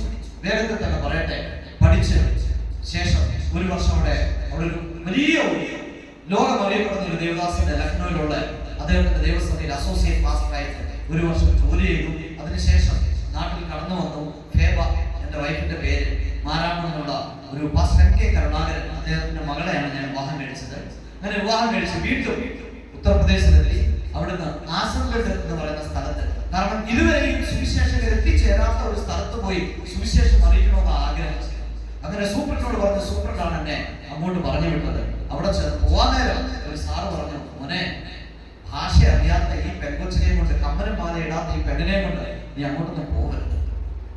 ആ സ്ഥലത്ത് എനിക്ക് അറിയത്തില്ല. ഒറ്റ മലയാളികളില്ലാത്ത പട്ടണമാണ്, ഒരൊറ്റ പാർക്കില്ലാത്തൊരു പട്ടണമാണ്. ഇന്നും ഏറ്റവും കൂടുതൽ ക്രിമിനൽസും ക്രൈമും നടക്കുന്ന സിറ്റിയാണ്. അതുകൊണ്ട് നീ അങ്ങോട്ടൊന്നും പോകണ്ട. ഞാനൊരു 10 മലയാളികളോട് പറഞ്ഞു തരാം. കാരണം മലയാളികളോട് പോയെങ്കിൽ മാത്രമേ നീ സ്വോത്രാശയോ ദശാംശമോ കിട്ടൂ. അങ്ങനെ ഞാൻ പോകില്ല എന്ന് തീരുമാനിച്ച് ഞാൻ എന്തായാലും സൂപ്രണ്ട് പറഞ്ഞു തന്നെ അവിടെ പോയി സ്ഥലം ഉറ്റുനോക്കാനായിട്ട് പോയി. ഉറ്റുനോക്കാനായി പോയപ്പോഴാണ് കർത്താവ് എന്നോട് പറയുന്നത്, നിന്നെ തെരുവുകളിൽ നിന്ന് അഴുകാതെ വലിച്ചെടുത്തത് ഈ പട്ടണം പണിയാൻ എനിക്കൊരാളെ ആവശ്യമുണ്ടായിരുന്നു. ആമേൻ, ഹല്ലേലൂയ. അങ്ങനെ ഞാൻ ആ പട്ടണത്തിന് വേണ്ടി നിലനിൽക്കാൻ തീരുമാനിച്ചു. പ്രിയപ്പെട്ടവരെ, ഞാൻ ആദ്യമേ പറഞ്ഞല്ലോ, ഞാൻ എന്താണ് എന്നുള്ളതല്ല, അതിലുപരിയായി ദൈവത്തിന് ചെയ്യാൻ കഴിയുന്ന കാര്യമാണ്. കഴിഞ്ഞ ദിവസങ്ങളിൽ നിങ്ങൾ പ്രാർത്ഥിച്ചിരുന്നു എനിക്ക് വേണ്ടിയിട്ട്. കാരണം എന്നോടൊപ്പം ഉത്തർപ്രദേശില് ഈ പെർസിക്യൂഷൻ അല്ലെങ്കിൽ പീഡനം ആരംഭിച്ചപ്പോൾ ആദ്യം പീഡിപ്പിക്കപ്പെടുന്ന ഒരു മലയാളി പാസ്റ്റർ, അദ്ദേഹത്തോടൊപ്പം വേറെ 9 പേരുമായിരുന്നു. ആ പീഡിപ്പിക്കപ്പെട്ട മലയാളി പാസ്റ്ററായ വ്യക്തിയാണ് ഇന്ന് ഇവിടെ നിൽക്കുന്ന ഞാൻ. അങ്ങനെ ഞങ്ങളെയാണ് ആദ്യമായി ഉത്തർപ്രദേശിൽ പോലീസ് അറസ്റ്റ് ചെയ്ത് ജയിലിൽ അടയ്ക്കുന്നത്. ജയിലിലോട്ട് ഞങ്ങളെ അയച്ചത് വേറൊന്നിനുമല്ല, ഇവര് ശിക്ഷിക്കാനായിട്ട് അയച്ചത്. പക്ഷെ ദൈവം ഞങ്ങളെ അയച്ചത് ഈ രക്ഷയുടെ ദൂതുമായിട്ടാണ്. ഹല്ലേലൂയ. നമ്മളെ രക്ഷിക്കപ്പെട്ടവര് എവിടെ കടന്നു പോയാലും അവിടെ എല്ലാം ദൈവ സാന്നിധ്യം നമ്മോട് കൂടെ ഇരിക്കും, നമ്മെ കരുതും, നമ്മെ പരിപാലിക്കും. ഏകദേശം 40 പേരടങ്ങുന്ന ഒരു ടീമിനെ ജയിലിനകത്ത് വാർത്തെടുക്കാനായിട്ടായിരുന്നു 10 പേരായ ഞങ്ങളെ സ്വർഗ്ഗത്തിലെ ദൈവം ജയിലിലേക്ക് അയച്ചു. ഇന്ന് നിങ്ങൾ പോകുന്ന ഏത് അവസ്ഥയാണെങ്കിൽ ആ അവസ്ഥ ദൈവത്തിന് അറിയാം. അതുകൊണ്ട് നിരാശപ്പെടാത്ത, ദൈവമേ, എന്നെ ഈ അവസ്ഥയിലാക്കി വെച്ചിരിക്കുന്നതിന് ഞാൻ അങ്ങയെ നന്ദിയോടെ സ്തുതിക്കുന്നു എന്ന് പറയണം. എല്ലാ സാഹചര്യങ്ങളിലും ദൈവത്തോട് നമുക്ക് പറയാനുള്ളത് അങ്ങനെയാണ്. ആമേൻ. അങ്ങനെ ഈ ആശുപത്രിയിൽ കടന്നു വന്ന പോലീസ് ഞങ്ങളെ അറസ്റ്റ് ചെയ്യാനുള്ള കാരണം അവിടെ ഭിക്ഷക്കാരുടെയും വേശ്യകളുടെയുമായിട്ടുള്ള ഏകദേശം 280 കുഞ്ഞുങ്ങളെ ഞങ്ങൾ പഠിപ്പിക്കുന്നു. അതാണ് അവർക്കുള്ള ഏറ്റവും വലിയ വൈരാഗ്യം. കാരണം ആ കോളനിയിലെ കുഞ്ഞുങ്ങളെയാണ് അവിടെ ഉള്ളവര് രാഷ്ട്രീയ മുതലെടുപ്പിനായി ആരെങ്കിലും വെട്ടണോ, തല്ലണോ, കുത്തണോ, ഈ ഗ്രാമത്തിലെ പിള്ളാർക്ക് ഒരു 2 പൊതി കഞ്ചാവും ഇച്ചിരി പൈസ കൊടുത്ത് ഞാൻ എന്താ ചെയ്യും. പക്ഷേ ഈ കഴിഞ്ഞ 7 വർഷമായി ആ കോളനിയിലുള്ള കുഞ്ഞുങ്ങള് ജനിച്ചു. കാരണം ഞങ്ങളെ 10 വയസ്സ് കഴിഞ്ഞ ഒറ്റ കുട്ടികളെ, അത് ആണായാലും പെണ്ണായാലും കിട്ടിയില്ല. പെൺകുട്ടികൾ അവരുടെ തൊഴിലിന് പോകും, ആൺകുട്ടികൾ അവരുടെ തൊഴിൽ. എന്നാൽ പുതിയൊരു തലമുറയെ അവിടെ നിന്ന് വാർത്തെടുക്കാൻ സ്വർഗ്ഗത്തിൽ ദൈവം സഹായിച്ചു.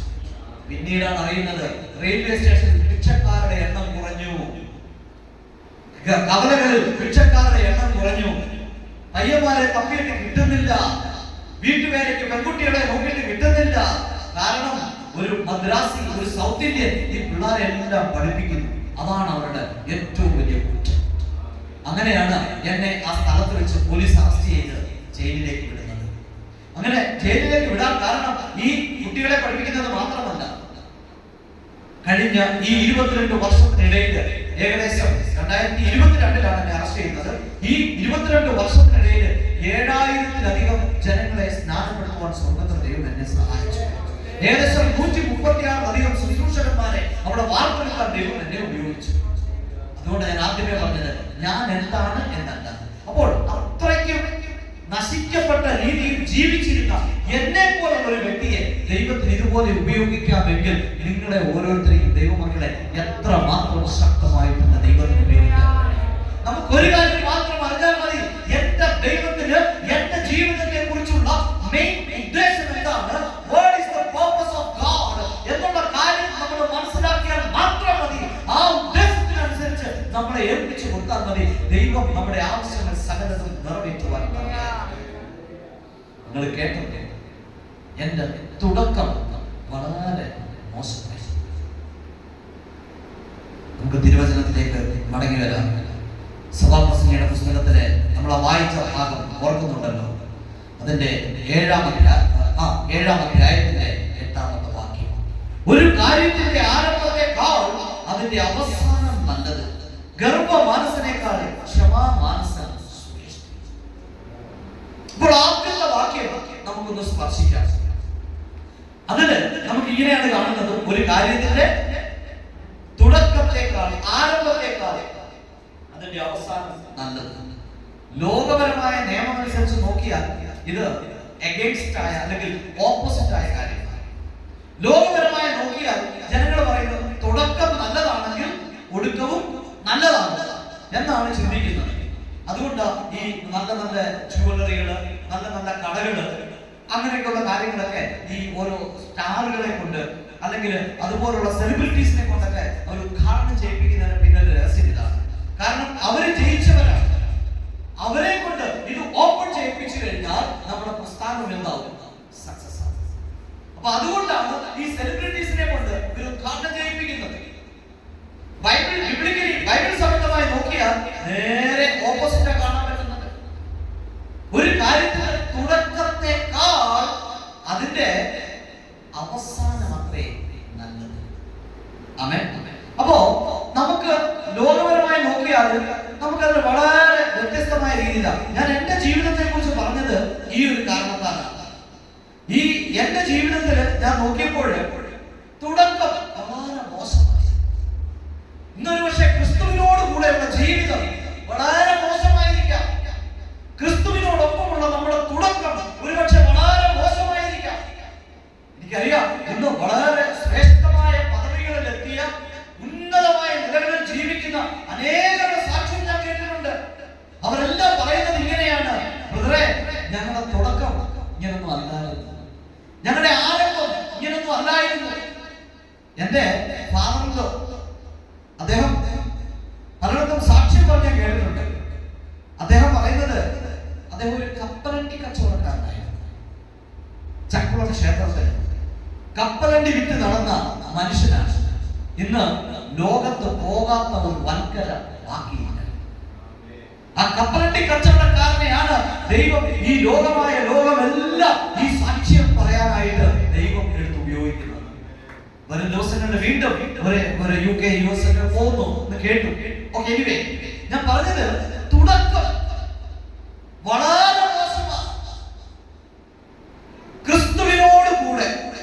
പക്ഷേ നാം ദൈവ വചന പ്രകാരം നാം നോക്കിയാൽ നമുക്ക് കാണാൻ കഴിയുന്ന ഒരു കാര്യമുണ്ട്. തുടക്കം ഒരുപക്ഷെ എത്ര മോശമാണെങ്കിലും അതിന്റെ ഒടുക്കം നന്നായിരിക്കണം. നമ്മുടെ ആ ഒടുക്കം നന്നായിരിക്കണമെങ്കിൽ നാം ക്രിസ്തുവിനോട് കൂടെ ആയിരിക്കണം എന്നാണ് തിരുവചനം പറയുന്നത്. അത് കാണാനായിട്ട് നമുക്ക് മത്തായിയുടെ സുവിശേഷം 14-ാം അധ്യായത്തിലേക്ക് പോകാം. അവിടെ ചെല്ലുമ്പോൾ നമുക്ക് നല്ല ഒരു തുടക്കം അവിടെ കാണാൻ കഴിയും. മത്തായിയുടെ സുവിശേഷം അതിന്റെ 14-ാം അധ്യായത്തിലേക്ക് വരുമ്പോൾ അവിടെ ഭയങ്കര ആർഭാടകരമായ ഒരു ഫെസ്റ്റിവൽ നമുക്ക് കാണാം. അവിടുത്തെ രാജാവിന്റെ ജന്മദിനമാണ്, അല്ലെ? അതിന്റെ 6-ാമത്തെ വാക്യം, 6-ാമത്തെ വാക്യം 14 മാത്യു മത്തായി 14:6.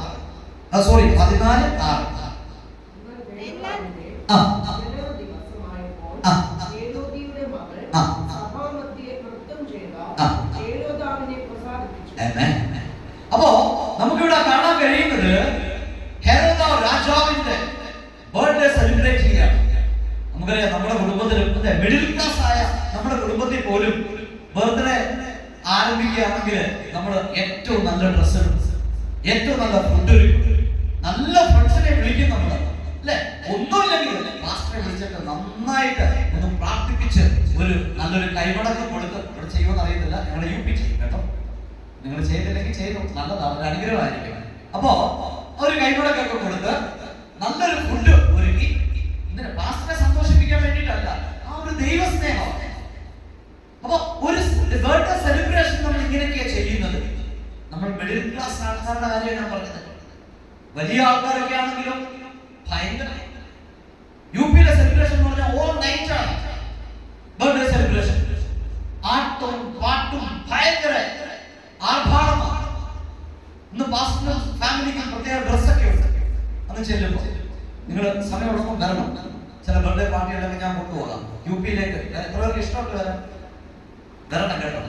മരിക്കുന്നതിന് മുമ്പ് ഒരു തവണയെങ്കിലും യുപിയിൽ കാല് വെക്കണം. ദ ഹാർട്ട് ഓഫ് ഇന്ത്യയാണ്, ഇന്ത്യയുടെ ഹൃദയമാണ്. അപ്പൊ ഇന്ത്യയുടെ ഹൃദയത്തിൽ ചവിട്ടി നിന്നൊന്ന് പ്രാർത്ഥിക്കണം. ഞാൻ ഉള്ളിടത്തോളം കാലം നിങ്ങൾക്ക് താമസത്തിനോ ഭക്ഷണത്തിനോ ഒരു കുറവും ഉണ്ടാവുകയില്ല കേട്ടോ. പ്രത്യേകിച്ച് യൗവനക്കാരായിട്ടുള്ള നിങ്ങൾ ഉറപ്പായിട്ടും പറയും. ക്രിസ്മസിനും ഓണത്തിനും ഒക്കെ അവധി കിട്ടുമ്പോഴേ അവിടെ ഇവിടെ വായി നോക്കി നടക്കാതെ നേരത്തെ തന്നെ കിട്ടുന്ന കാശ് കേട്ടോ കിട്ടുന്ന നിങ്ങളൊരു ടീമായിട്ട് 10 പൈസയൊക്കെ എടുത്ത് നേരെ ട്രിവാൻഡ്രത്തിന് വണ്ടിയുണ്ട് ഗോരഖ്പൂരിൽ ഒന്ന് ഇറങ്ങിയാൽ മതി. ഞാൻ വണ്ടിയെ വന്ന് വീട്ടിൽ വിളിച്ചോണ്ട് പോകണം.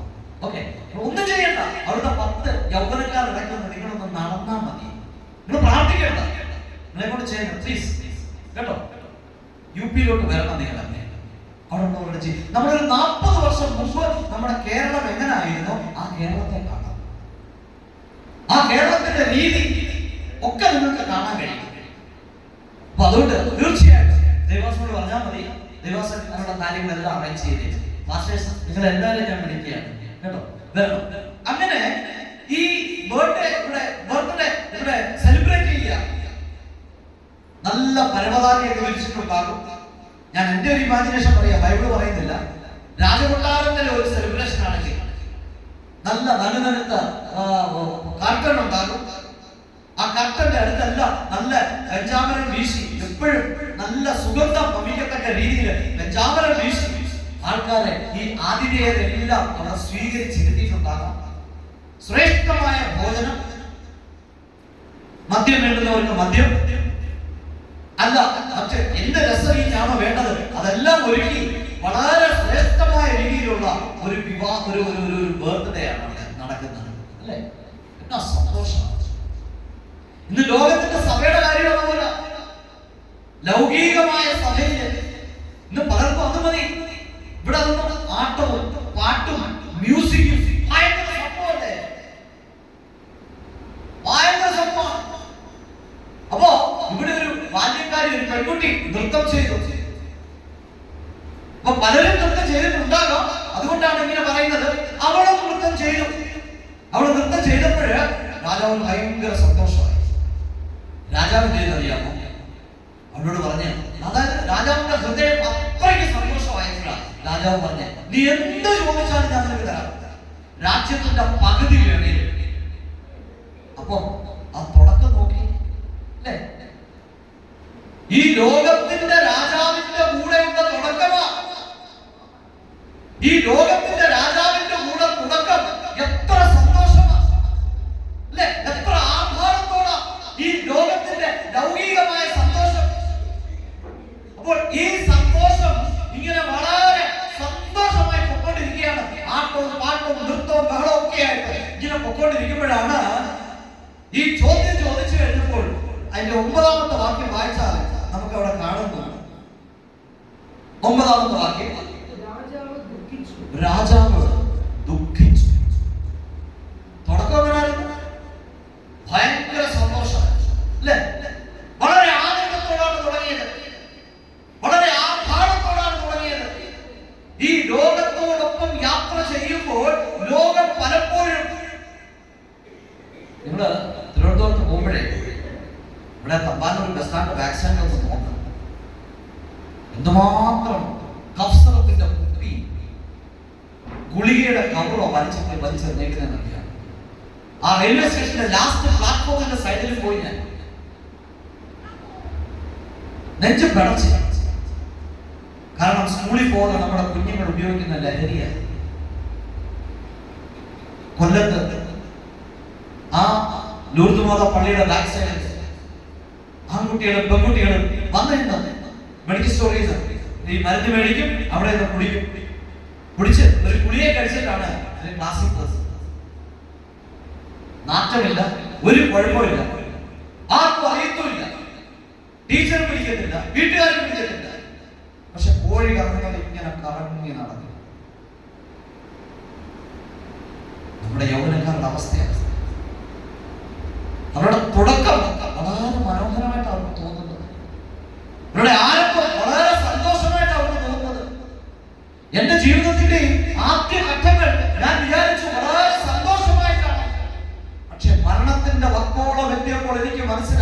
യേശു അല്ലാതെ വേറെ ആർക്കും എന്റെ ജീവിതത്തെ രക്ഷിക്കാൻ കഴിയില്ല. പ്രിയപ്പെട്ടവരെ, ഇന്ന് രാത്രിയിലും എനിക്ക് നിങ്ങളോട് പറയാനുള്ളത് ഇങ്ങനെയാണ്. ഈ തുടക്കം വളരെ സന്തോഷമായിട്ട്, വളരെ ആഹ്ലാദമായിട്ട്, പാട്ടും നൃത്തവും ബഹളവും ഒക്കെയായിട്ട്, നല്ല ഭക്ഷണവും എല്ലാ സൗകര്യങ്ങളുമായിട്ടാണ് തുടങ്ങിയിരിക്കുന്നത്. പക്ഷേ ആ സന്തോഷം അധികനാൾ നീണ്ടു നിന്നില്ല. ആ സന്തോഷം വന്ന് നിലയ്ക്കുന്നത് രാജാവ് ദുഃഖത്തോടെ.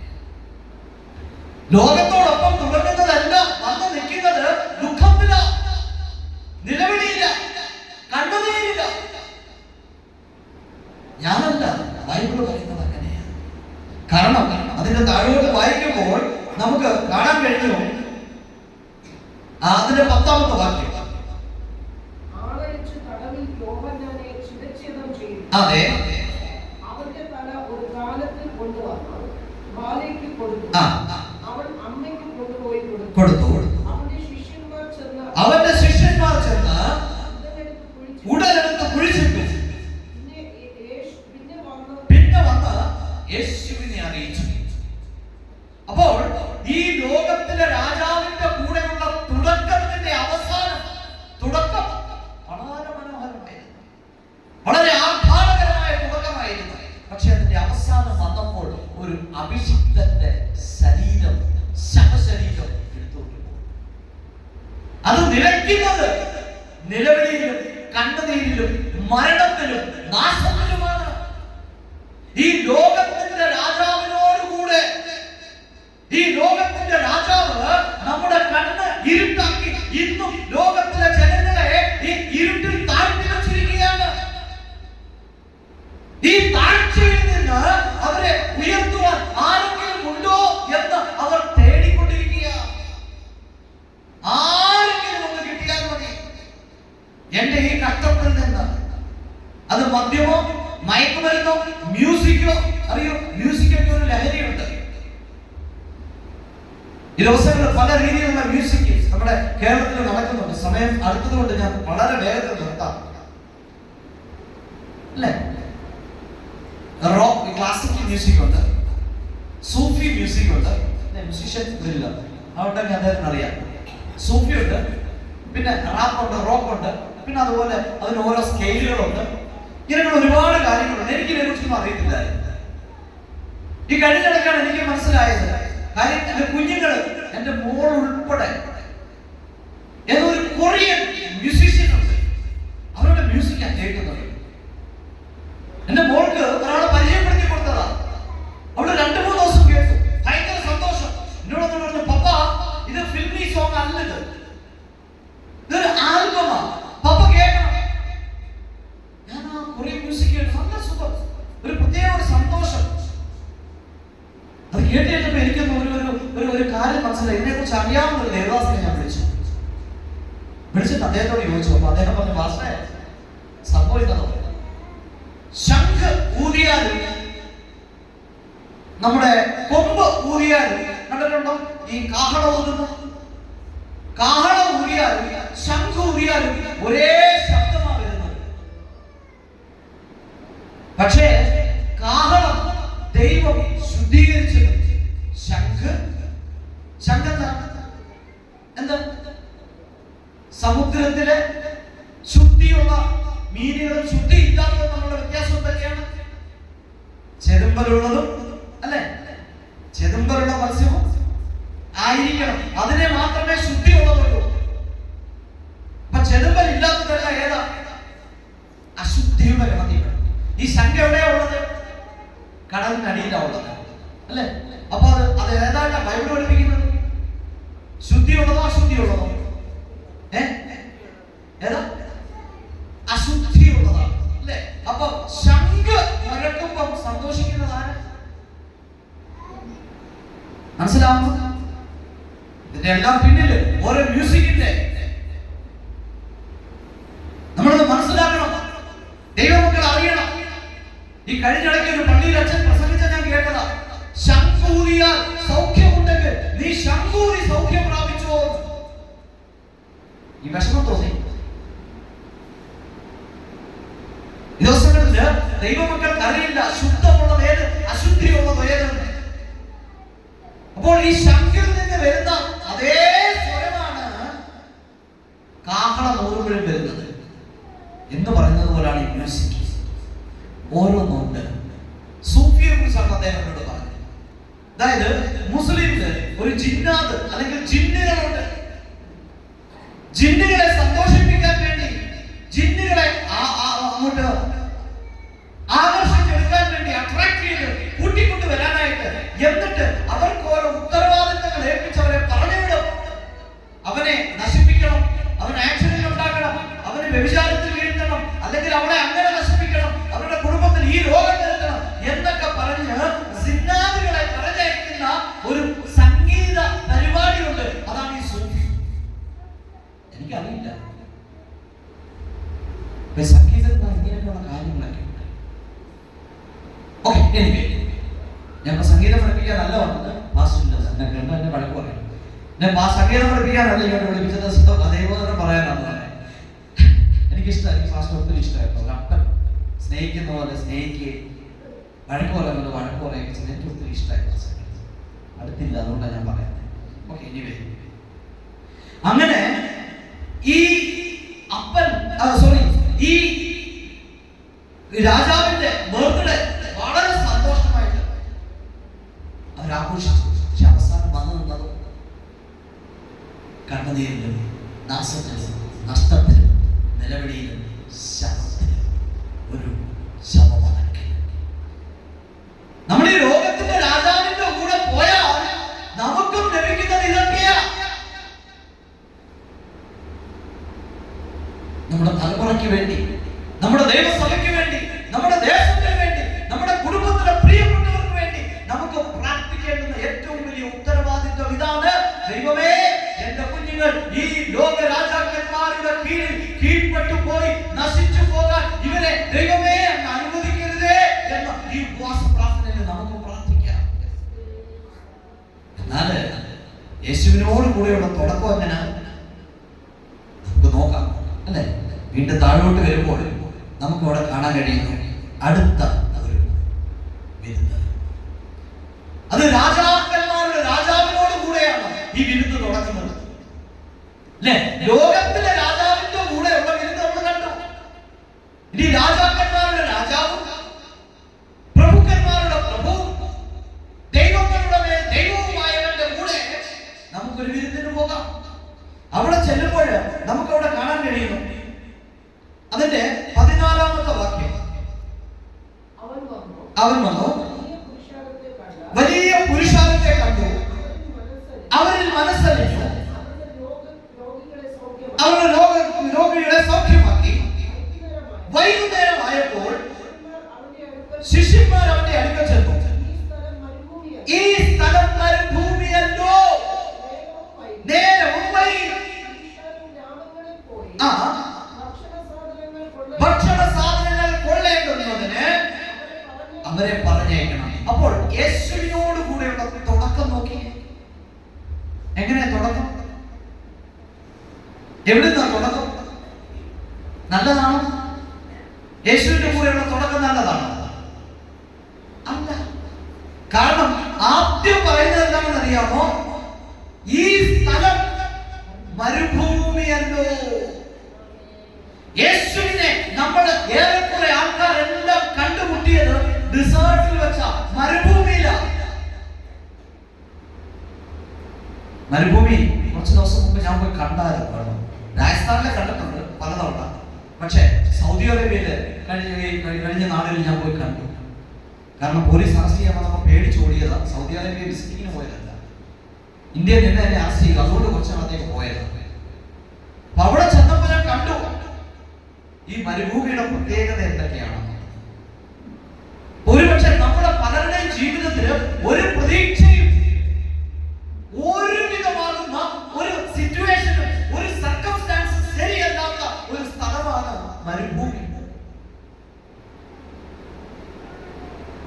യേശുവിന്റെ കൂടെ പോകുമ്പോൾ നമുക്ക് അങ്ങനെ ഒരു പ്രതീക്ഷയും നമ്മുടെ മുമ്പിൽ കാണില്ല, അല്ലെ? നമ്മളെ പലരെയും വിളിച്ചപ്പോൾ ഒരുപക്ഷെ ഇന്നും നമ്മുടെ ജീവിതം, നമ്മുടെ മുന്നോട്ടുള്ള ഭാവി, നമ്മുടെ കുഞ്ഞുങ്ങളുടെ ജീവിതം, അല്ലെങ്കിൽ ഇനി നമ്മുടെ മുന്നോട്ടുള്ള വിവാഹം, നമ്മുടെ ആവശ്യങ്ങൾ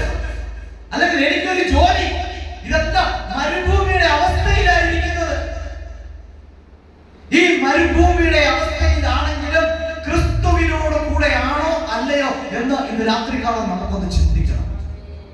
എന്റെ ജീവിതം യേശുവിനോട് കൂടെയാണോ? എന്റെ ജീവിതം യേശുവിനോട് ചേർന്നാണോ?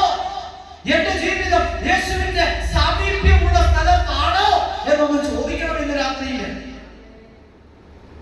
നമ്മുടെ അവസ്ഥ, പ്രത്യേകിച്ച് യൗവനക്കാരായ പ്രിയപ്പെട്ടവരോട് എനിക്ക് പറയാനുള്ളത്, ഒരുപക്ഷെ നമ്മുടെ സാഹചര്യം വളരെ മോശമായിരിക്കാം.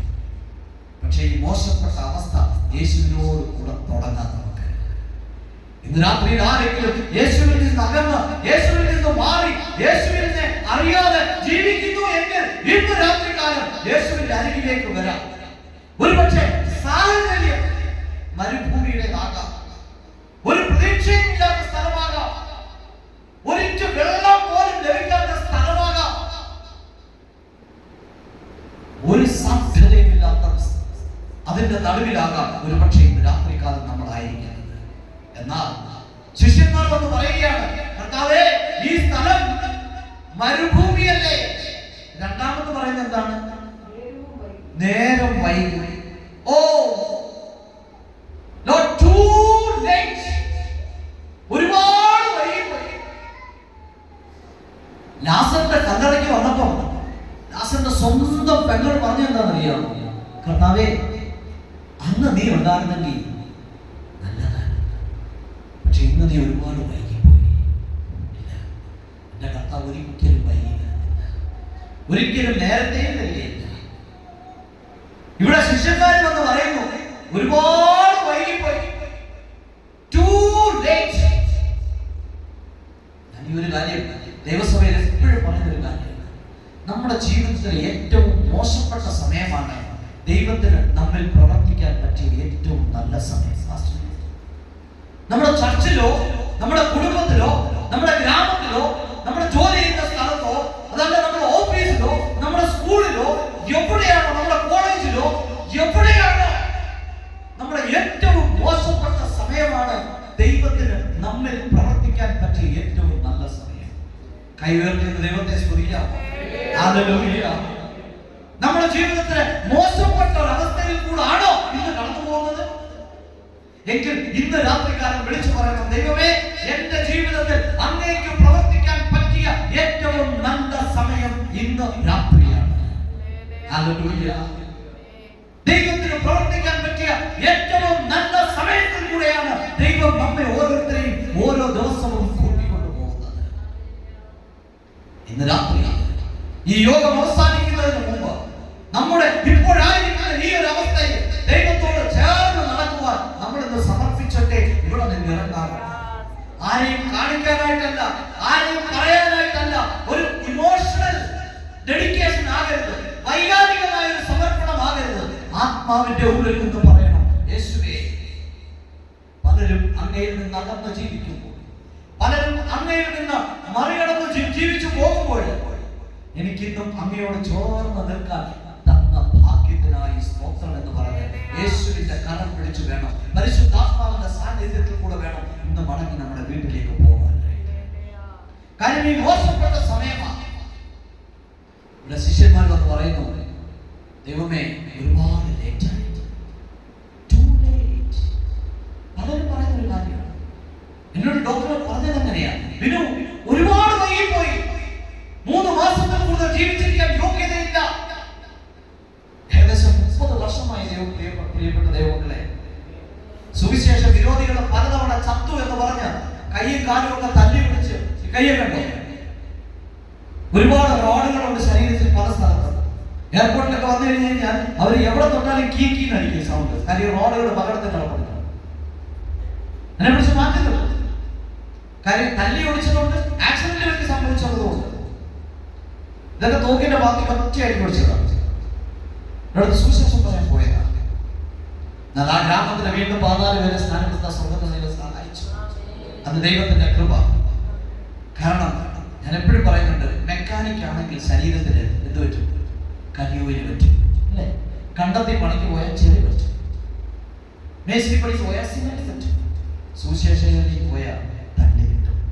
ഇവിടെ കർത്താവിന്റെ വീട്ടിലുണ്ടെങ്കിൽ നമുക്ക് കിട്ടിയാൽ കാര്യം രക്തസാക്ഷിയാകാനായി എന്നെ വിളിച്ചത്, അതാകുന്നേ നിങ്ങളൊക്കെ പ്രാർത്ഥിക്കണം.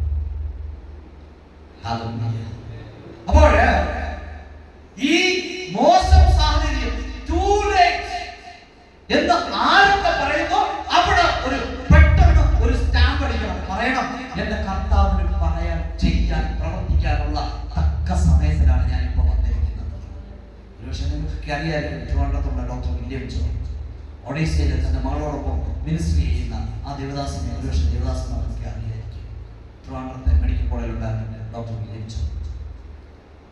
അദ്ദേഹത്തോട് ഞാൻ പറയുമായിരുന്നു, ഡോക്ടറെ അങ്കിള് ഈ റിപ്പോർട്ട് നോക്കുന്നതോ ഒക്കെ നുണയാണ്. കാര്യം റിപ്പോർട്ട് എന്താ? എന്റെ കർത്താവിന്റെ വചനം പറഞ്ഞു ഇതാണ് സത്യം. ഈ സത്യം പറഞ്ഞാൽ സത്യം സ്വാതന്ത്ര്യമാക്കും, മെഡിസിനേക്കാൾ അധികമായി, മറ്റുള്ള എല്ലാ ട്രീറ്റ്മെന്റിനേക്കാൾ അധികമായി. അതുകൊണ്ട് ആരെങ്കിലും റിപ്പോർട്ടിൽ നോക്കി വിശ്വസിക്കുന്നെങ്കിൽ ഞാൻ പറയട്ടെ, റിപ്പോർട്ടിനേക്കാൾ വലുതാണ് നമ്മുടെ കർത്താവിന്റെ തിരുക്കരം. അതുകൊണ്ട് ടൂ ലേറ്റ് എന്നാ പറഞ്ഞത് എന്ന് പറഞ്ഞിട്ട് കർത്താവ് പറഞ്ഞു, നിങ്ങൾ തന്നെ എന്ത് ചെയ്യും?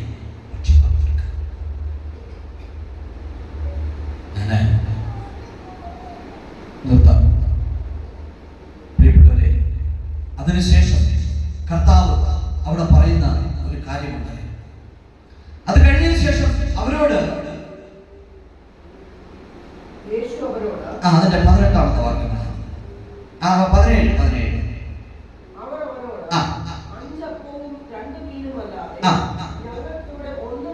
ഒന്നുമില്ലെന്ന് പറഞ്ഞു. 3 നെഗറ്റീവ് തിങ്സ് ആണ് കേട്ടോ. 3 നെഗറ്റീവ് തിങ്സ് ആണ്.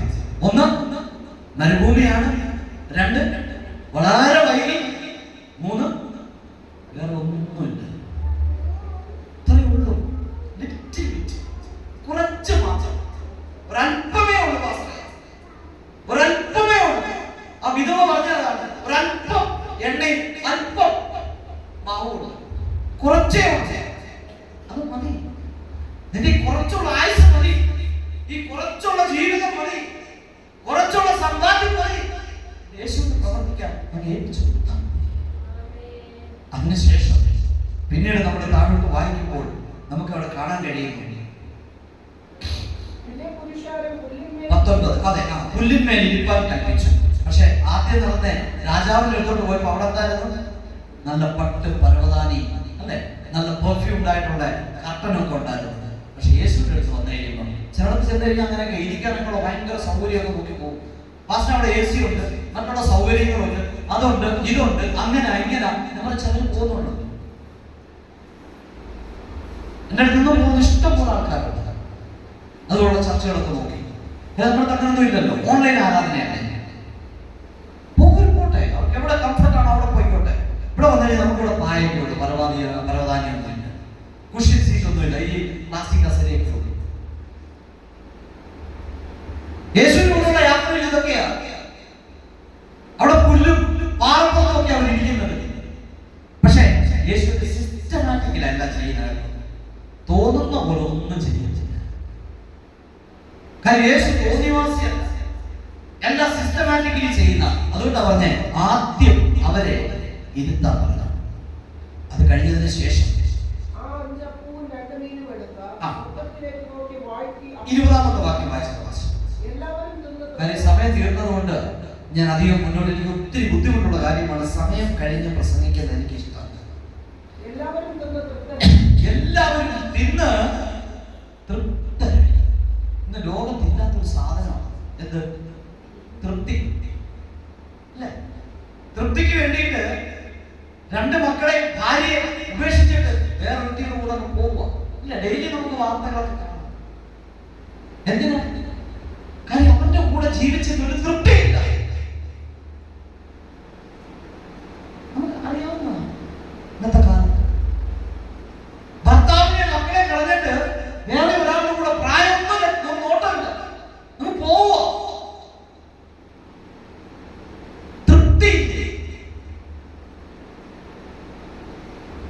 അത് ഞാൻ ഒരു ഏരിയ മാത്രമേ പറഞ്ഞുള്ളൂ. ഈ ലഹരിയുടെ എല്ലാം പിന്നാലെ പോകുന്നതിനാ തൃപ്തിയാണ്. മ്യൂസിക് കേരളത്തിൽ ഇപ്പോൾ ഒരു പുതിയ സിസ്റ്റം. ഞാൻ ആരുടെ പേര് പറഞ്ഞ് പുച്ഛിക്കാനോ അല്ലെങ്കിൽ വെറുപ്പിക്കാനോ പറയല്ല. മ്യൂസിക്കിനെ പറഞ്ഞ് ഞാൻ തുടക്കമിട്ടത് അതിന് വേണ്ടിയിട്ടാണ്. ഇന്ന് റാപ്പ്, റോക്ക്, ഇതിന്റെയൊക്കെ പിന്നില്, ഇന്നത്തെ യൗവനക്കാർ ഓടുന്നതിന്റെ പിന്നില് ഒരു ഇതുണ്ട്. ഇതിന്റെ പിന്നിൽ ഷാക്കിന്റെ ഈ സൂഫി മ്യൂസിക്കിന്റെ ഇതിന്റെയൊക്കെ പിന്നിൽ പ്രവർത്തിക്കുന്ന ഓരോ മ്യൂസിക്കിന്റെ പിന്നിൽ ഓരോ ഇതുണ്ട്. ക്ലാസിക്കൽ മ്യൂസിക്കിന്റെ പിന്നിലുണ്ട് ചെറുത്. പക്ഷേ എന്തിന്റെയും പിന്നിൽ പ്രവർത്തിക്കുന്നത് ആര് അത് നമ്മൾ ഒന്ന് അറിഞ്ഞിട്ട് ചെയ്താൽ നന്നായി. അപ്പോൾ യേശു എല്ലാം സിസ്റ്റമാറ്റിക്കലാ ചെയ്യുന്നത്. ആദ്യം ഉള്ളിടത്തും പാട്ട്, ആട്ടം, നൃത്തം, പരവതാനി, പട്ട് എല്ലാം ഉണ്ട്. പക്ഷെ ഇവിടെ പാറപ്പുറത്തൊക്കെ ഇരുത്തി, പുൽപ്പുറത്തൊക്കെ ഇരുത്തിയിട്ടാണ് യേശു ഭക്ഷണം കൊടുക്കുന്നത്. പക്ഷെ ഇവിടെ ഇരുന്നെങ്കിലും ആൾക്കാർക്ക് എന്ത് പറ്റി? അതുകൊണ്ടാണ് നമ്മെ പറഞ്ഞത്, ഇനി ലോകത്തില്ലാത്ത എത്ര കാശ് കിട്ടിയാലും തൃപ്തി, എന്തെല്ലാം ചെയ്തു കൂട്ടിയാലും മനസ്സിനൊരു തൃപ്തി. പറഞ്ഞല്ലോ, ലോകത്തില് ലക്ഷങ്ങളിൽ കളിച്ച് ജീവിച്ചതാണ്, പക്ഷേ തൃപ്തി അങ്ങനെ ജീവിച്ചതാണ്. പക്ഷെ എന്റെ ജീവിതം കണ്ട് എന്നെ തൃപ്തിപ്പെടുത്തിയ ഒരു നല്ല കർത്താവ് ഉള്ളത് കൊണ്ടാണ് ഇന്ന് രാത്രിയിൽ ഞാൻ ഈ സാക്ഷ്യം പറയാം. ഹല്ലേലൂയ. അപ്പോൾ എല്ലാവരും തൃപ്തരായി. അപ്പോൾ രാജാവിന്റെ കൂടെ, ലോകത്തിന്റെ രാജാവിന്റെ കൂടെ ആട്ടവും പാട്ടവുമായി തുടങ്ങി. തുടക്കം മനോഹരം, പക്ഷെ അതിന്റെ അവസാനമോ ദുഃഖം, മരണം, ശവം, നിലവിളി, കണ്ണുനീര്. എന്നാൽ രാജാക്കന്മാരുടെ രാജാവും പ്രഭുക്കന്മാരുടെ പ്രഭുവും ദൈവങ്ങളുടെ ദൈവവുമാകുന്ന യേശു ക്രിസ്തുവിനോട് കൂടെയുള്ള തുടക്കം വളരെ മോശം. മരുഭൂമി, വളരെ വൈകിപ്പോയ അവസ്ഥ, ഒന്നുമില്ലാത്തൊരവസ്ഥ. പക്ഷേ തുടക്കം മോശമായിരുന്നെങ്കിലും അവസാനത്തിലോട്ട് വന്നപ്പോൾ എല്ലാവരും തൃപ്തരായി. ഹല്ലേലൂയ. രാജാക്കന്മാരോടുകൂടെ, ലോകത്തിന്റെ രാജാക്കന്മാരോട് ലൗകിക സുഖപ്രകാരം പോയപ്പോൾ അവസാനം എടുത്തുകൊണ്ട് പോയത് ഒരു ശവമാണ്. എന്നാൽ എന്റെ യേശുവിനോടുകൂടെ തുടങ്ങിയപ്പോൾ എടുത്തുകൊണ്ട് പോയത് അനുഗ്രഹത്തിന്റെ ബാക്കി ശേഷിപ്പാണ്. ആമേൻ. നമ്മുടെ തലമുറയ്ക്ക് വേണ്ടി ഒരു ശേഷിപ്പ് വേണ്ടേ? നമ്മുടെ മക്കൾക്ക് വേണ്ടി ഇനിയും ആ ഒരു നിത്യതയ്ക്ക് വേണ്ടി ഒരു ശേഷിപ്പ് നമുക്ക് ഒരുക്കി കൊടുക്കണ്ടേ? യേശുവിൽ കൂടെ അല്ലാതെ വേറൊരു വഴിയില്ല. യേശുവിൽ കൂടെ അല്ലാതെ വേറൊരു മാർഗമില്ല നമ്മുടെ മുമ്പാകെ. ഇന്ന് രാത്രി അവർ 12 കൊട്ട നിറച്ച വലിയൊരു കൂട്ടം തിന്ന് അവരുടെ ആവശ്യങ്ങളെല്ലാം മുടങ്ങി. ഇന്ന് രാത്രി നമുക്കൊരു നിമിഷം നമ്മുടെ സ്ഥാനത്ത് എഴുന്നേറ്റ് നമുക്കൊന്ന് ചിന്തിച്ചു നോക്കാം, ഞാൻ ആരുടെ കൂടെയാണ് ഇന്ന് യാത്ര ചെയ്യുന്നത്?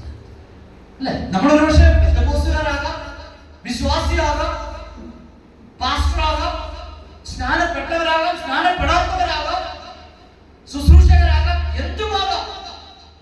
പക്ഷെ ഇന്ന് രാത്രികാലം നമ്മൾ ആദ്യം കേട്ടതുപോലെ ചില കാര്യങ്ങളുടെ തുടക്കം വളരെ മനോഹരമാണെങ്കിലും അതിന്റെ ഒടുക്കം എന്തായിത്തീരും?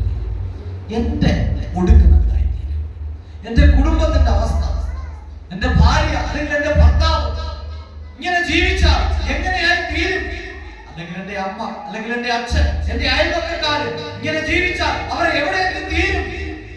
ഇന്ന് രാത്രി ഒരു നിമിഷം കണ്ണുകൾ അടച്ച് നമുക്ക് ഒരുമിച്ച് കർത്താവിന്റെ മുമ്പാകെ ഒരു വാക്ക് നമുക്ക് ചോദിക്കാം. കർത്താവേ, അവരുടെ സ്ഥിതി എന്താണ്? എന്റെ സ്ഥിതി എന്താകും? എന്റെ കുടുംബത്തിന്റെ അവസ്ഥ എന്താകും? മുന്നോട്ടുള്ള എന്റെ ജീവിതം എന്തായി തീരുമപ്പ? ഇത് ലോകത്തോടൊപ്പമാണോ? ഏതെങ്കിലും ഒരു മേഖലയിൽ ദൈവത്തെ വിട്ട്, ദൈവരാജ്യം വിട്ട്, ദൈവവചനം വിട്ട്, ദൈവസഭ വിട്ട് സ്വന്തം താല്പര്യങ്ങൾക്ക് വേണ്ടി ഓടിക്കൊണ്ടിരിക്കുകയാണോ ഈ ലോകത്തിന്റെ പിന്നാലെ? ആണെങ്കിൽ ലോകത്തിന്റെ പിന്നാലെ ഓടിയവർ പെട്ടുപോയത് എവിടെയെന്ന് നമ്മൾ കണ്ടു. നശിച്ച നിലവിളിയോടെ ശവം ചുമന്നുകൊണ്ട് നിത്യതയ്ക്ക് ഒരു കാരണവശാലും അവർ ഭാഗ്യകാരികളായി തീരാതെ അവരെ വഴിമുടക്കി വെക്കുന്ന ലോകരാജാക്കന്മാർ. രാജാക്കന്മാരുടെ രാജാവാകുന്ന ക്രിസ്തു യേശു ഇന്ന് നമ്മുടെ തുടക്കം ഒരുപക്ഷെ കഷ്ടത്തിലോ ബുദ്ധിമുട്ടിലോ നിലവിളിയുടെ നടുവിലോ ആയിരിക്കാം. എന്നാൽ യേശുവേ, അങ്ങല്ലാതെ എനിക്ക് വേറെ ആരുമില്ല. നമ്മുടെ ഈ മോശം സമയം ഏറ്റവും നല്ലതായി, ഏറ്റവും ശ്രേഷ്ഠമാക്കി തീർക്കാൻ ദൈവം ആഗ്രഹിക്കുന്നു. നമുക്ക് ഒരുമിച്ച് നമ്മുടെ ജീവനെ ദൈവകരങ്ങളിലേക്ക് പ്രാർത്ഥിക്കാം.